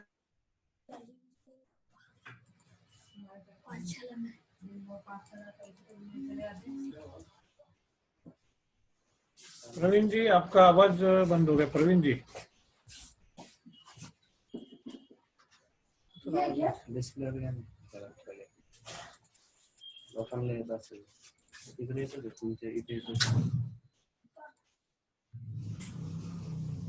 से सुन सकते हैं और अपने लोगों में इसको शेयर भी करें, तो एक अपना इजीली हमें कई बातें होता है कि एक स्टेशन में मैं कवर नहीं कर पाऊं, तो वो इन वीडियो के माध्यम से जैन माइनॉरिटी फेडरेशन इस नाम से ही अपना जो यूट्यूब चैनल है, वहां भी आपको ये सारी चीजें जरूर मिलेगी। जी, बड़े गरिमा के साथ कहना चाहूंगा सर कि औरंगाबाद की जो जैन माइनॉरिटी फेडरेशन कार्य कर रही है, संजय जी संचेती साहब और उनके एवज में सब लोग काम कर रहे हैं। लगातार आपका जो भी आपने बनाया है वो सब लोगों तक पहुंचाने का प्रयास लगातार फेडरेशन के माध्यम से, औरंगाबाद फेडरेशन के माध्यम से हो रहा है। और मैं सबको भी जानकारी दे दूं कि कृपया इन बातों से हम बहुत दूर है, ये जरूर अपने पास लीजिएगा। और जो स्कीम्स बनाई गई है, गवर्नमेंट की स्कीम तो है ही है, लेकिन साथ में ललित जी गांधी कह रहे हैं कि हमारे समाज के भी बहुत से स्कीम हम शुरू लगातार चालू है, उसका भी उपयोग हमारे जरूरतमंद बच्चों के लिए होना चाहिए। आइए आदरणीय बाबूजी से मैं प्रवीण जी, एक जी मिनट, जी मैं ललित जी गांधी जी को बता दूं, महासभा के द्वारा 1-2 दिन में ही एक customer care centre, call centre शुरू किया जा रहा है, जिसमें माइनॉरिटी की सारी जानकारी दी जाएगी। और उसमें पिछले 15 दिन से मैं ललित जी गांधी के संपर्क में हूँ, उससे हम सारी उनसे जानकारी लेकर उस सेंटर से पूरे समाज को, पूरे देश में किसी को भी कोई जानकारी चाहिए, कोई फॉर्मेट चाहिए, कोई फॉर्म चाहिए, माइनॉरिटी का सर्टिफिकेट चाहिए, सारी जानकारी हम उस कॉल सेंटर से प्रोवाइड करने वाले हैं। उसकी जानकारी आपको डिटेल जल्दी सोशल मीडिया के माध्यम से सभी को पहुंचाई जाएगी। और इस कॉल सेंटर को सपोर्ट करने के लिए ललित जी गांधी का हमको बहुत सहयोग रहा है, उनके लिए उनका बहुत बहुत धन्यवाद। और प्रवीण जी लोहाड़े से निवेदन है वो आगे की कार्यवाही शुरू करें। 40 साल से यह व्यक्ति समाज की लगातार कार्य कर रहा है और इतने बड़े स्तर पर इस व्यक्ति ने समाज को ले जाकर रखा हुआ है। और उनके बोलते हुए जो उन्होंने एक भावना को भाया है कि पंथवाद को छोड़िए, जैन एकता में सब लोग साथ में आ जाइए, और महासभा भी लगातार उसी प्रयास में है। आइए बाबूजी हमसे बात कर रहे हैं, मैं आदरणीय निर्मल जी सेठी साहब से निवेदन करूंगा कि वे कृपया अपनी बात को जारी रखें। आदरणीय बाबूजी। पारस भाई, बाबूजी आ रहे हैं लाइन पे? पारस भाई।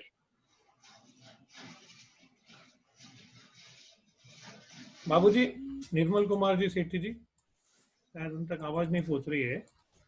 शायद आवाज नहीं पहुंच रही है, कुछ तकनीकी खराबी है। बाबूजी के बारे में वैसे तो बाबूजी कहते हैं कि इस बातों को कृपया कहीं पर भी उजागर मत कीजिएगा, लेकिन यह व्यक्ति इतना बड़ा है, इनकी कहीं बहुत बड़ा कुछ प्रॉपर्टीज है, और प्रॉपर्टीज से करीब करीब 1 से 1.5 करोड़ रुपए का उनका आमदनी आती है। वो सारी आमदनी ये भारतवर्ष जैन समाज के लिए खर्च करते हैं, जैन समाज के लिए लगाते हैं। इतने बड़े लोग, इतनी बड़ी सोच इस महासभा के जैन समाज के पास है, बहुत बड़ी बात है।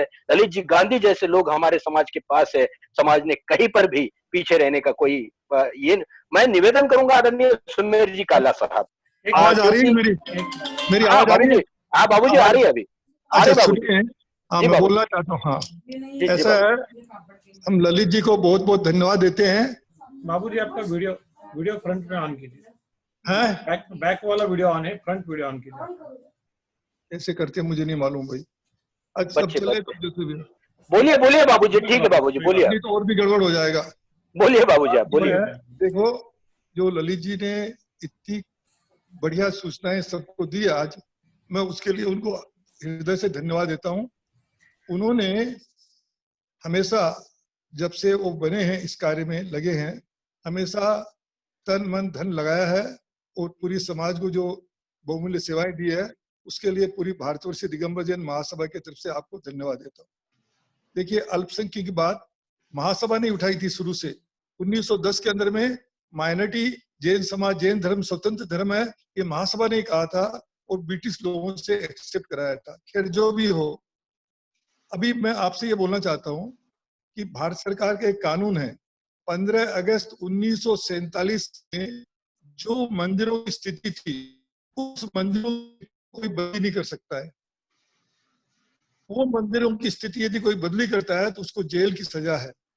मैं आपसे निवेदन करता हूँ गांधी जी कि हमारा शिखर जी, हमारा गिरनार, हमारा मंदारगिरी, इसके जो मूल स्वरूप है वो बदली किए जा रहे हैं, उसको हम इस कानून के अंतर्गत रोक सकते हैं, एक बात। दूसरी बात, हमारे मुनि लोग, हमारे लोग पुरातत्व के महत्व को नहीं जानते।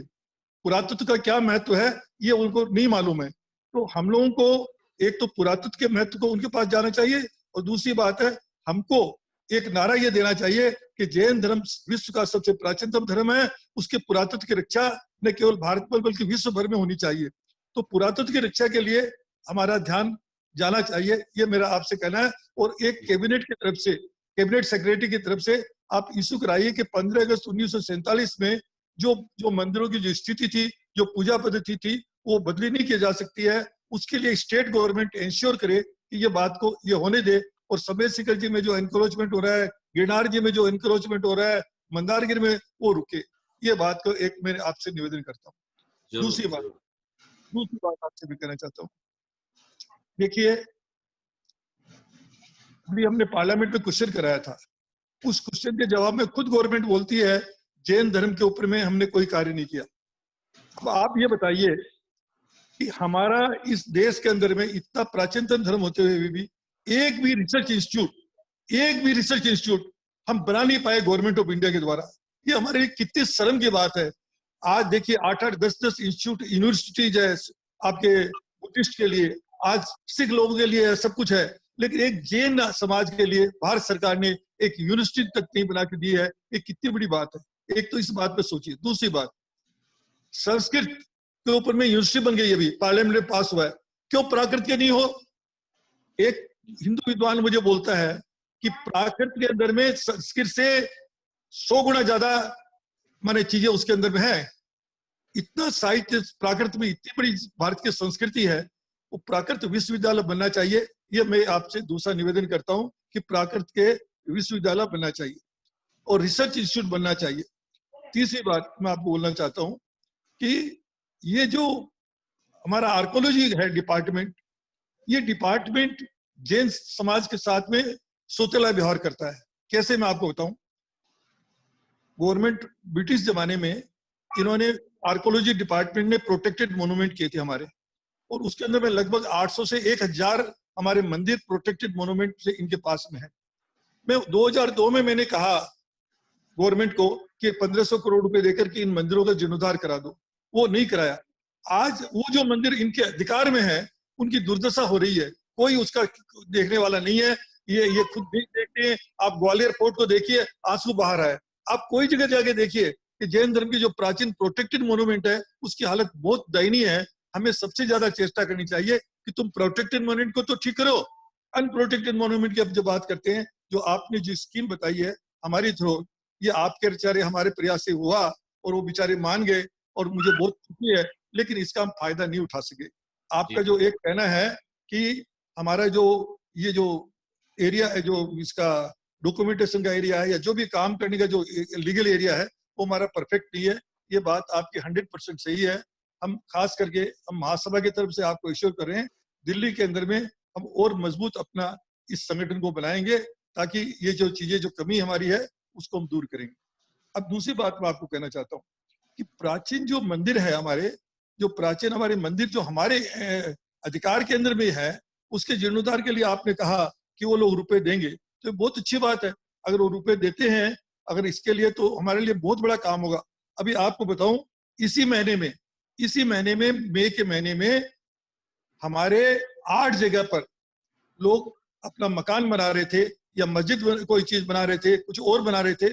8 जगह पर जैन तीर्थंकरों की मूर्तियां निकली है, खुदाई के अंदर में मिली है, खुदाई के अंदर मिली है। आप बताइए, आप ये सोचिए कि जैनों पर कितना अत्याचार हुआ होगा, कितना अत्याचार होगा। तब वो अपने मंदिर से, खुद तो मुसलमान बन गया, चाहे खुद क्या दूसरे धर्म स्वीकार कर लिया, कहीं चले गए, लेकिन अपने मंदिर की मूर्तियों को उन्होंने जमीन में गाड़ा, सुरक्षित किया उन्होंने। वो जमीन आज, वो मूर्तियां आज हमारे सामने निकल के आ रही है। कितना अत्याचार हुआ जैनों पर, आप सोचिए बात को। तो मेरे कहने का मतलब है कि हमारी प्राचीन संस्कृति के लिए जो आपको जो विचार है उसको थोड़ा ज्यादा बलवत करिए और प्राचीन मंदिरों को एज इट इज, उसमें हमारे, मैं आपको बोलता हूँ, हमारे साधु, चाहे वो श्वेतांबर साधु हो चाहे दिगंबर साधु हो, साधु भी हमारी मूल जो प्राचीन पुरातत्व को नष्ट करने में लगे हुए हैं, उसको हमें रोकना चाहिए। कभी पुरातत्व को छेड़छाड़ मत करने दीजिए। आप पुरातत्व को छेड़छाड़ कोई करे, ABCD कोई करे, हमको उसको रोकना चाहिए। पुरातत्व आज देखिए वर्ल्ड में, मैं अभी कितने देशों में गया हूँ आपको बताऊं, अभी मैं तो बहुत देशों में गया हूँ, 8 देशों में जाकर के तो हमने वहां पर सेमिनार किया है, वहां की यूनिवर्सिटी के साथ मिलकर सेमिनार किया है। यहाँ से 20-25 विद्वान लेके गए हैं, वहां से उनके 20-25 विद्वान हैं। हमने पता किया है श्रीलंका के अंदर में हमारा जैन धर्म भगवान नेमिनाथ का वहां समोषण गया, इसका आर्कोलॉजिकल एविडेंसेज है। बताइए कितनी बड़ी बात है, आर्कोलॉजिकल एविडेंसेज है। लंका में नेमिनाथ भगवान का समोषण गया है। यूथोपिया हम गए, यूथोपिया के अंदर में 3300 वर्ष पुराने 3 जैन मंदिर मिले प्रमाणिक रूप से। ऐसे नहीं है कि कह दिया ये पुराने 3300 वर्ष पुराने जो जैन मंदिर मिले हैं, उसके अंदर में जो राइटिंग मिली है, इंस्क्रिप्शन, वो दिल्ली यूनिवर्सिटी के प्रोफेसर हैं मिस्टर आर के वशिष्ठ, वो लोगों ने पढ़ के बताया है कि ये लिपि 3300 वर्ष पुरानी है। तो 3300 वर्ष पुरानी सिद्ध शिलाएं वहां मिलनी, ये कितनी बड़ी बात है यूथोपिया के अंदर में। और फिर वो लोग, उनके यहाँ गुफाएं हैं, हजारों गुफाएं हैं जहां पर जैन मुनि तपस्या करते थे। ये हमारी किताबों में लिखा है कि 3000 वर्ष पहले दिगंबर मुनि वहां तपस्या करते थे। इसके प्रमाण हमको मिल रहे हैं। अब बताइए, इतनी सब चीजें होते हुए हमने रिसर्च पे कोई काम नहीं किया। हमारी केनिया में हमको ये चीजें मिली है, ग्रीस में हम गए म्यूजियम में तो सब नग्न मूर्तियां मिली, हमको मिली। नग्नता का ग्रीस के साथ में बिल्कुल संबंध रहा है, लेकिन हमने कोई खोज उस पर ज्यादा नहीं किया। कंबोडिया का जो सबसे बड़ा मंदिर है, जो अंकोर का मंदिर है, पंचमेरु का मंदिर है, वो जैन मंदिर है। हम पंचमेरु को पूजा करते हैं हमेशा, हम जैन मंदिर अपनी पूजा करते हैं, वो जैन मंदिर है, लेकिन उसको भी हम डिक्लेयर अभी तक नहीं किए। 365 एकड़ में बना हुआ मंदिर है, उसके लिए मैं यूएनओ में गया था, यूनेस्को में भी गया हूँ, सब चेष्टा कर रहा हूँ। कहने का मतलब उस मंदिर को हम जैन मंदिर डिक्लेयर कराना चाहते हैं। इसी तरह से इंडोनेशिया में जो मंदिर है बोरोबुदुर का, वो भी पंच नंदीश्वर द्वीप का मंदिर है, वो भी डिक्लेयर कराना चाहते हैं।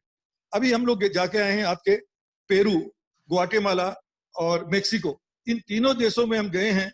वो अपनी सभ्यता को क्या बोलते हैं? समण सिविलाइजेशन। बताइए, समण सिविलाइजेशन तो जैन सिविलाइजेशन ही तो है। वो अपनी और वो ये मानते हैं कि पृथ्वी को भगवान ने नहीं बनाया, जैसा जैन धर्म में मानते हैं कि अनादिकाल से पृथ्वी आ रही है, वो लोग मानते हैं। मेरे कहने का मतलब है, बहुत चीजें संसार में है जो हमारे जैन, जो हमारे आदिनाथ भगवान की परंपरा वहां पर रही है, लेकिन हम लोगों ने उसको खोज नहीं किया। मैं आपसे एक ही निवेदन करता हूँ आज के दिन कि आप रिसर्च इंस्टीट्यूट के लिए आप जोर दीजिए, और जैन धर्म के ऊपर रिसर्च इंस्टीट्यूट होगा, उससे भारत की जो है वो क्या बोलते हैं छवि अच्छी होगी, और भारत का इस पर गौरव बढ़ेगा। ये कोई ऐसे ही खाली जैन का गौरव बढ़ेगा, ये तो भारत का गौरव बढ़ेगा कि जो विश्व के अंदर में स्थापित होता है, भगवान आदिनाथ की सभ्यता सब जगह फैली हुई थी, और उसका अगर हम आप खोज करें तो बहुत बड़ी बात होगी। मैं आपसे ज्यादा आज और तो नहीं बात करूंगा। कल मैंने एक बात आपको कही थी, वो आज मैं पूरा करना चाहता हूँ। मैं चार्टर्ड अकाउंटेंट जो लोग हमारे जैन समाज के हैं, उनसे मेरी एक रिक्वेस्ट है, देखो आप लोग चार्टर्ड अकाउंटेंट हो, आप लोगों के पास में जब हमारे व्यापारी या जो लोग जाते थे, इंडस्ट्री जाते थे, आप उनसे फीस लेकर के उनका काम कर देते थे। लेकिन आज कोरोना के युग में जब वो इतनी तकलीफ में है, और आप जैन हो, और आप में बुद्धि है, आप में लियाकत है, आप में क्षमता है, आप उस क्षमता को दान दो। मैं आपसे दान मांगता हूँ जैन समाज के लिए, और जैन समाज को आप दान दो, और आप धर्म का काम समझ के, जैसे मंदिर की पूजा होती है वैसे पूजा समझ करके, जो हमारे आदरणीय प्रधानमंत्री नरेंद्र मोदी जी ने जो सुविधाएं दी है जैन समाज को, सुविधाएं सबको दी है, उस सुविधा का लाभ जैन समाज तक पहुंचा दो। चार्टर्ड अकाउंटेंट साहब लोग, आप सबको मैं बहुत अपील करता हूं, और आपसे खास करके गांधी जी, मैं आपसे निवेदन करता हूं कि आप एक अलग DO letter chartered accountant association के पास भेजिए, और उनसे रिक्वेस्ट करिए कि ये जो कोरोना के समय आप गाइड कर करके आप हमारे व्यापारियों को, उद्योगपतियों को गाइड करो, और उनको धर्म का काम समझ के उनको उन्नति करो, उनको सशक्त करो। यही भावना मैं आपसे बाता हूँ। और मैं आपने जितना भी जो बात कही है, मैं आपको बहुत बहुत धन्यवाद देता हूँ। हम आपको और भी ज्यादा कोऑपरेट करेंगे। धन्यवाद दिलीप जी। धन्यवाद। निर्मल जी ने बहुत अच्छे विषय रखे हैं। एक ही मिनट लेता हूं मैं पारस जी। हाँ जी, बोलिए। मेरा भी बहुत दिल से जुड़ा हुआ सब्जेक्ट है, तो प्राकृत का विद्यापीठ के बारे में बात कही, हम जरूर सब मिलके उसके ऊपर प्रयास करेंगे। प्रोटेक्टेड मॉन्यूमेंट और आर्कियोलॉजी के जो इश्यूज है, तो निर्मल जी से मैं अनुरोध करूंगा कि अगले हफ्ते में अपन एक मीटिंग कर रहे हैं पर्टिकुलर इस विषय पे, और जैन ट्रस्ट के ट्रस्टियों के लिए आज इनकम टैक्स के अंदर भी काफी नए प्रोविजन आए हैं इस साल से जैन ट्रस्ट के लिए। सब ट्रस्ट डी रजिस्टर हो रहे हैं, हमको री रजिस्टर करना है। और भी कुछ प्रोविजंस है जो हमारे रिलीजियस सुरक्षा बरकरार रखने के लिए हमें कुछ प्रोविजंस हमारे ट्रस्ट में करना जरूरी है। इन विषयों की जानकारी देने के लिए, और हमारे ये प्राचीन तीर्थों के विषय है, आर्कियोलॉजी के डिपार्टमेंट के इश्यूज है, इन विषयों के लिए मैंने अलग से सेमिनार अगले हफ्ते कर रहे हैं। मैं आप सबको उसकी जानकारी दूंगा, तो हम सब लोग जरूर उसके प्रयास करेंगे। एक खुदाई में जो मूर्तियां निकलती है उसके ऊपर भी हम बहुत सिंसियरली काम करने का प्रयास कर रहे हैं। पिछले साल मध्य प्रदेश में भी जो मूर्तियां निकली, वो कलेक्टर ने अपने कब्जे में रख के लॉक कर दिया था। हमारे कोई जैन मुनि उसके लिए अनशन शुरू किया था, तो माइनॉरिटी फेडरेशन ने इंटरवेन करवा के वहां से कलेक्टर से इंटरवेन करवा के वो मूर्तियां अपने समाज को दिलवाई है। तो इस विषय पर भी निर्मल जी के साथ मिलके हम कुछ एक अच्छा कॉन्क्रीट पहल उसके ऊपर करना चाहते हैं जो लॉन्ग टर्म में हमारे इस इश्यू को एड्रेस करे, क्योंकि भारत भर में कई जगह पे जैसे मध्य प्रदेश में धार एक ऐसा गांव है, वहाँ किसी भी खेत में आप 2 फुट से अधिक खुदाई करो आपको जैन मूर्ति मिलती है। पूरे गांव में इतनी मूर्तियां वहां जमीन के अंदर गाड़ी हुई है। कई तरह के आक्रमण हमने फेस किए हुए, तो इसके अंदर जो नुकसान हुआ है ये हमारा सुरक्षित रखना ये भी हमारी जिम्मेदारी है और ये हमारी धरोहर योजना का हमें फायदा लेना चाहिए। राजस्थान में जब मैंने स्कीम बताई तो वहां की कमीशन के चेयरमैन जसबीर जी थे जो सिख समुदाय के थे, उन्होंने पूछा वास्तव में ऐसी योजना है क्या, तो कमीशन के चेयरमैन थे उनको मैंने सारी जानकारी दी, उन्होंने अप्लाई किया और राजस्थान में सिख समुदाय के कम्युनिटी के विषय के लिए 25 करोड़ रुपए उन्होंने स्कीम का पैसा ले लिया। अभी हम स्कीम सैंक्शन करवा के बैठे हैं, हम सिर्फ देख रहे और सुन रहे। तो मेरा निर्मल जी और हम बैठ के इसके ऊपर कोई स्ट्रेटेजी बनाएंगे कि अधिक से अधिक इसका बेनिफिट अपने समाज के। सुनिए मैं एक बताता हूँ आपको कि हमने 17 करोड़ रुपए का प्राचीन मंदिरों के जीर्णोद्धार की स्कीम का 3 साल हो गए दिए हुए को, और हमारे आदमी कम से कम 2500 बार वहां गए हैं। वो लोग कोई बात ठीक से करते नहीं है, न कोई चीज पूछते हैं न कोई बात करते। 3 साल हो गया 17 करोड़ रुपए की स्कीम दी हुई प्राचीन मंदिरों के जीर्णोद्धार के लिए पेंडिंग। लॉकडाउन के बाद मेरा आपका कमिटमेंट है, मैं जितने जैसे दिल्ली आऊंगा आपके पास आऊंगा, हम दोनों मिनिस्ट्री में जाएंगे और ये साल में आपका वो फाइल सैंक्शन होगा, इतना मैं आपको कमिटमेंट देता हूँ। बहुत बड़ी बात हो जाएगी, बहुत बड़ी बात हो जाएगी, बहुत बड़ी बात। Thank you. आज हमारे बीच में Sandeep ji Bhandari, all India Jain minority federation के सेक्रेटरी, वो भी हमारे साथ में है, उनका भी बहुत बहुत स्वागत है।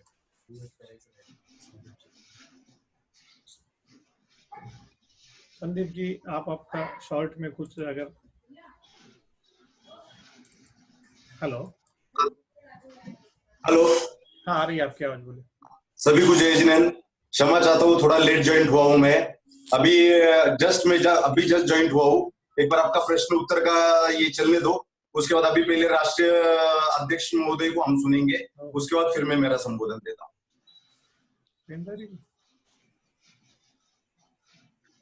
हेलो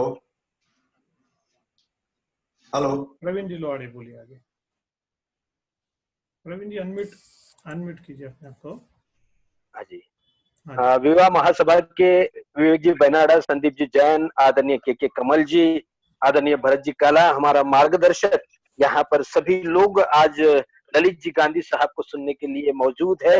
मैं उन सब का बहुत बहुत स्वागत करता हूँ और अपनी बात को रखना चाहते हैं हमारे परम आदरणीय, हमारा मार्गदर्शक आदरणीय राजकुमार जी सेठी साहब। मैं निवेदन करूंगा कि अपनी बात को संक्षेप में यहाँ रखें। इसके बाद आपको पॉसिबल है सुमेर जी का भी थोड़ा ले लीजिए, मतलब यूपीएससी के ऊपर उनका भी थोड़ा अपन सुनेंगे। हमारे मित्र सुमेर जी काला भी है यहाँ। जी जी जी जी, क्योंकि बहुत बड़े ओहदे पर आप कार्यरत है, सारी फाइनेंशियल पोजीशन आपको पता होती है। आइए बात कर रहे हैं राजकुमार जी सेठी साहब।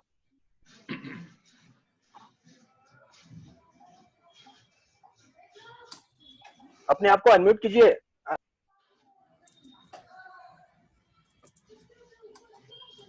अनम्यूट कीजिए सेठी जी, आपको आपके सेठी जी आपके यहाँ से बोलिए, आ रही आवाज, बोलिए। आदरणीय ललित भाई गांधी जी एवं हमारे राष्ट्रीय अध्यक्ष श्री निर्मल कुमार जी सेठी, गांधी जी ने जो अभी संबोधन दिया उसके अंदर में उन्होंने सारे विषय कवर किए हैं और इतनी सरल भाषा में समझाया है कि अगर कोई भी बेनिफिट लेना चाहे तो ले सकता है और उनके लिए वो सहयोग के लिए तैयार है।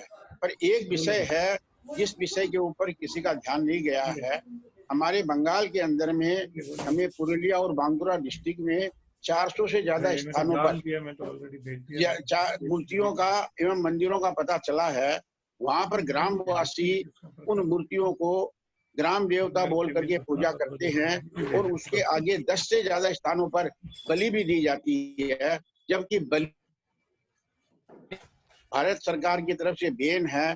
तो उसके लिए माइनॉरिटी कमीशन क्या कर सकता है? वहां पर जो बलि हो रही है वो बलि रुकनी चाहिए, वो भी अपनी दिगंबर जैन प्रतिमाओं के सामने उनको ग्राम देवता मान करके वो जो बलि दे रहे हैं उनको रोका जाना चाहिए, उसके लिए माइनॉरिटी कमीशन क्या काम कर सकता है, इस ओर जरूर ध्यान देवें। दूसरा है, जहां भी हमारी नई प्रतिमाएं मिलती है हम लोग वहां जाते हैं, ग्रामवासी उसको ले जाने में अड़चन डालते हैं और वो उनको वहीं पर स्थापित करके मंदिर बनाना चाहते हैं, तो उसके बारे में वहीं पर जो हमें मंदिर या उसकी स्थापना करनी है उसके लिए माइनॉरिटी कमीशन किस तरह की हेल्प करेगा, ये मैं ललित भाई गांधी से इस बात के बारे में उनका मार्गदर्शन चाहूंगा। क्योंकि अभी कोरोना काल के अंदर में 25 मार्च से लेकर के 5 जून तक हमें 8 स्थानों पर भूमि भूगर्भ से प्रतिमाएं प्राप्त हुई है। बंगाल में, गुजरात में, तमिलनाडु में, आंध्र प्रदेश में, छत्तीसगढ़ में, राजस्थान में धौलपुर से 12 किलोमीटर दूर पद्मासन प्रतिमा एकदम प्राप्त हुई है। तो उन प्रतिमाओं को विराजमान करने हेतु सरकार का किस तरह से माइनॉरिटी कमीशन हमें हेल्प करेगा, वो हमारा मार्गदर्शन करे ताकि हम उस ओर आगे बढ़ सके। और मेरा उनसे पुनः अनुरोध है, जो बलि प्रथा हमारी दिगंबर जैन मूर्तियों के सामने बंगाल का ज्वलंत प्रश्न है, उसके बारे में जरूर अगला जब इनका निर्मल जी सेठी के साथ में विचार विमर्श हो तो इस बारे में विचार विमर्श करे। मैं पुनः ललित भाई गांधी का माइनॉरिटी कमीशन का कोटि कोटि धन्यवाद, अभिनंदन, अभिवादन करता हूँ। इतनी सरलता से उन्होंने सारी बातें समझाई और अब अगर हम फायदा नहीं उठा सकते और उन्होंने हमारी जो कमी है, क्योंकि हमारा सबसे बड़ा कमी है पेपर वर्क, हम पेपर वर्क नहीं करते हैं और करते हैं तो थोड़े दिन के बाद छोड़ देते हैं। तो पेपर वर्क करने का अभ्यास, और हम जैसे सेठी जी ने बताया कि चार्टेड अकाउंटेंट है वो उनको मदद करे, चार्टेड अकाउंटेंट के पास हम जाएं, या महासभा एक ऐसा कार्यालय खोले जिसके अंदर में जरूरतमंदों को हम पेपर वर्क करा करके दे और नॉमिनल फीस लेकर के दे। यही सलाह उन्होंने ललित भाई गांधी ने भी दी थी और यही सलाह मैं भी देना चाहता हूँ कि सारा काम छोड़ करके सबसे पहले तो जहाँ अपना धर्म परिवर्तन हो रहा है, जैनियों को ईसाई बनाया जा रहा है, वो रोका जाना चाहिए। और दूसरा, पेपर वर्क के अंदर में जो हमारी कमजोरी है समाज की, उस कमजोरी को हम निकालें। और किस तरह निकालें, किस तरह हम चार्टेड अकाउंटेंट पर और वकीलों पर नहीं छोड़ करके अपने महासभा के कार्यालय के अंदर में इसकी एक ऑफिस बना करके सारा पेपर वर्क हम करके दें ताकि वो आगे बढ़ सके, वो व्यापारिक लोन भी ले सके, हम मंदिरों के लिए जीर्णोद्धार का कार्य भी कर सके। अभी बहुत बड़ी स्कीम बताई है उन्होंने, 75 लाख रुपया अगर हम कम्युनिटी सेंटर बनाते हैं, बंगाल गवर्नमेंट देती है, तो हमें कम्युनिटी सेंटर पुरुलिया जिले के अंदर में पंचायत पहाड़ में बनाना है और पुंचा में बनाना है। तो मैं तत्काल इसके लिए कार्रवाई करूंगा और मैं चाहूंगा ऑल इंडिया माइनॉरिटी फेडरेशन हमें इस बारे में मार्गदर्शन दे और ये काम करवाएं। पुनः मैं आप लोगों का बहुत बहुत अभिवादन, अभिनंदन करता हूं और आपको नमस्कार करता हूं। आप इसी तरह से एक बार मैं युवा महासभा को भी बहुत बहुत धन्यवाद देता हूं कि उन्होंने आज हमें ललित गांधी से रूबरू करवाया और सारी बातें बताई। इससे हमारे मतलब दिमाग की सारी जो वो थी वो खुल गई है। मैं सोचता हूँ इससे बढ़िया और कार्य कोई हो नहीं सकता जो कार्य आज उन्होंने किया है। युवा महासभा इसके लिए बहुत बहुत धन्यवाद की पात्र है। जय महावीर, महावीर भगवान की जय। बहुत बहुत धन्यवाद जी। मैं इसके पश्चात हसमुख जी गांधी साहब से निवेदन करूंगा, ये थोड़ा समय का भी ध्यान रखे। आदरणीय हसमुख जी गांधी साहब।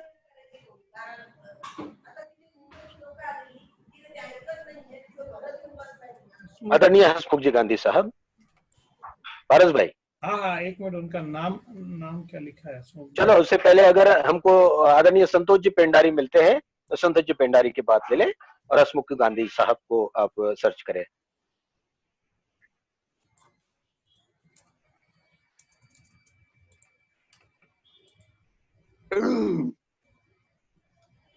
हेलो। हाँ जी, एक मिनट। आदरणीय जमनालाल जी साहब।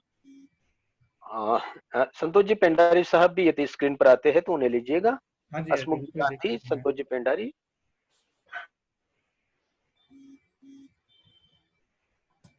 संतोष जी को अनम्यूट करिए। हाँ, उनका नाम नहीं दिख रहा है ना, संतोष जैन है, 2-3 संतोष जैन है। अच्छा हाँ, बोलिए पेंडारी जी, बोलिए, अनम्यूट कीजिए पेंडारी। हाँ बोलिए। हेलो। हाँ बोलिए पेंडारी जी, बोलिए। हाँ ललित भाई, जय जिनेन्द्र। जय जिनेन्द्र संतोष जी।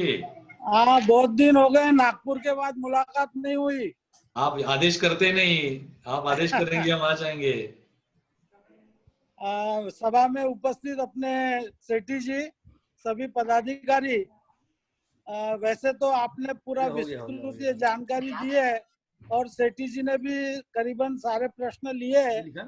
एक जो प्रोटेक्टेड मॉन्यूमेंट के बारे में जो आपने और सेठी जी ने प्रश्न उठाया है, वो प्रोटेक्टेड मॉन्यूमेंट का प्रश्न बहुत इम्पोर्टेंट है, क्योंकि अपने अनेक क्षेत्र अभी प्रोटेक्टेड मॉन्यूमेंट में आते हैं, जिसका जीर्णोद्धार करना बहुत आवश्यक है।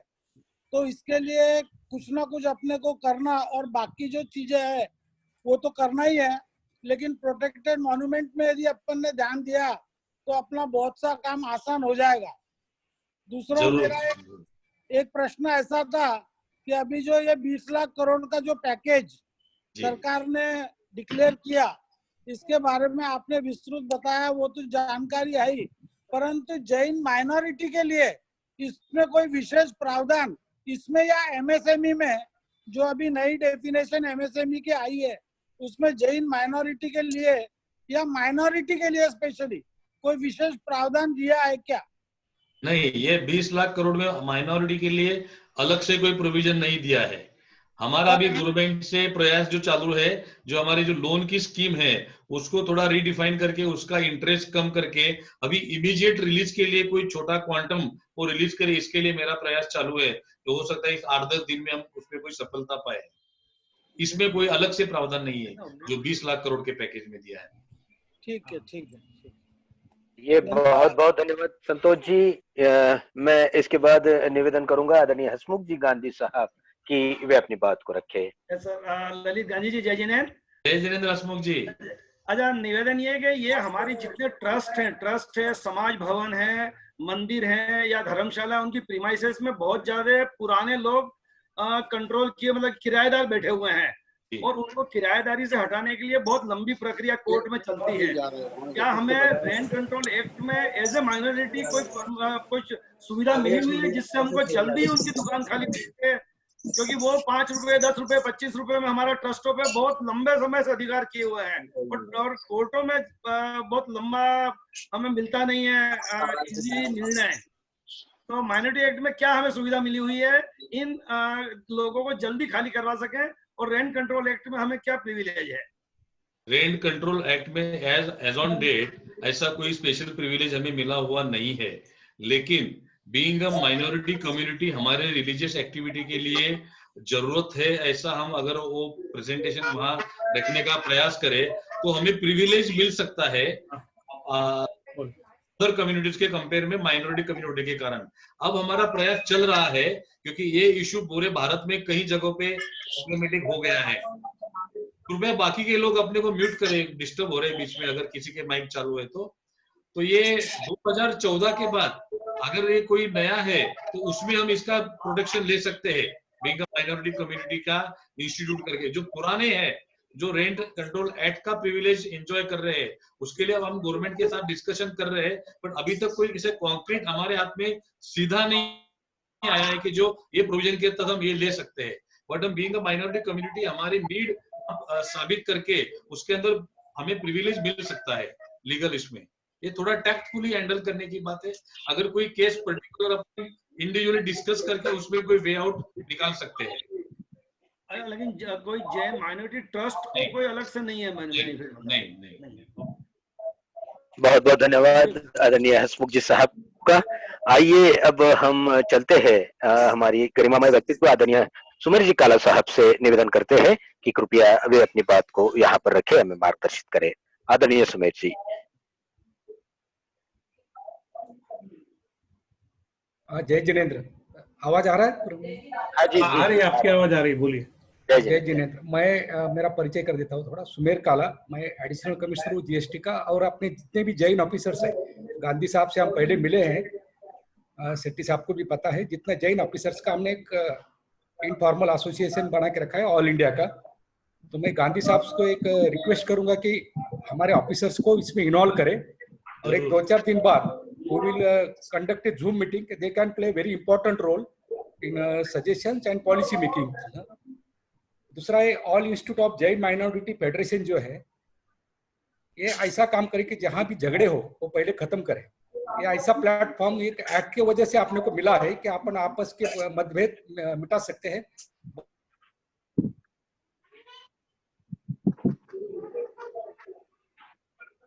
लेकिन झगड़े की वजह से दूसरे लोग इसका यूटिलाइजेशन कर रहे हैं, जो जैन समाज को इसका फायदा नहीं हो रहा है।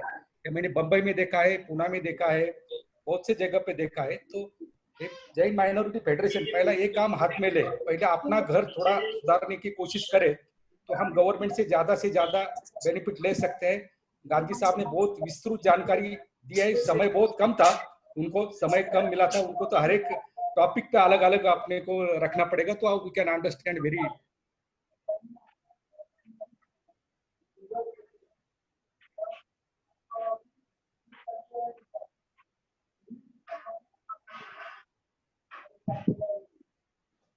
आवाज नेटवर्क कट हो गया है।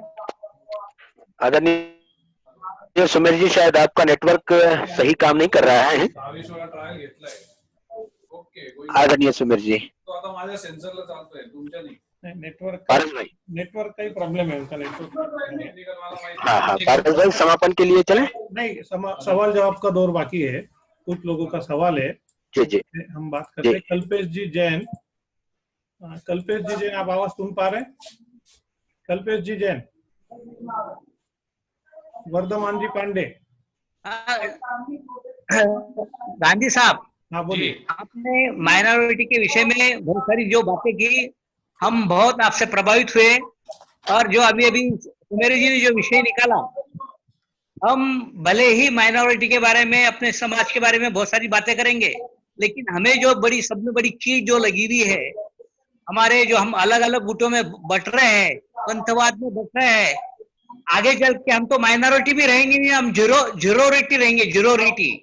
ये हाल होने वाला है। इसके लिए अभी से हमको ये माइनॉरिटी जो आपका ग्रुप है, उनको ये जो अलग अलग पंथ और अलग अलग बातों में जो हम बट रहे हैं, वो उसको कैसे हम टिक कर सके, इसके लिए विचार होना चाहिए। उसके लिए हम लोगों का भी जो सहयोग चाहिए। खासकर मैं एक संस्था पे काम करता हूँ, जहाँ कोई भी पंथ का हमने कोई भी प्रभाव रखा नहीं, और परिणाम ये होता है कि कोई पंथ के हम न होने के कारण कोई भी पंथ के लोग हमको चैरिटी देता नहीं, दान देता नहीं, और हमारी संस्था आज बिल्कुल जीरो बैलेंस पे काम करती है। तो ऐसे वक्त हम आपसे विनती करते हैं कि इस पे भी एक विषय होना चाहिए, क्योंकि ये बहुत बड़ी कल आने वाली आफत है। और खासकर युवा वर्ग इसमें बिल्कुल कोई भी इंटरेस्ट रखता नहीं, ये पंथवाद में समाज से अलग होगा, और कल चल के हम कहीं की भी रहेंगे। निवेदन है।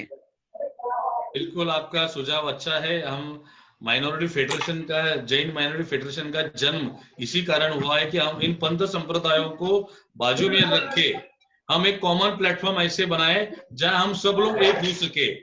सिर्फ जैन भगवान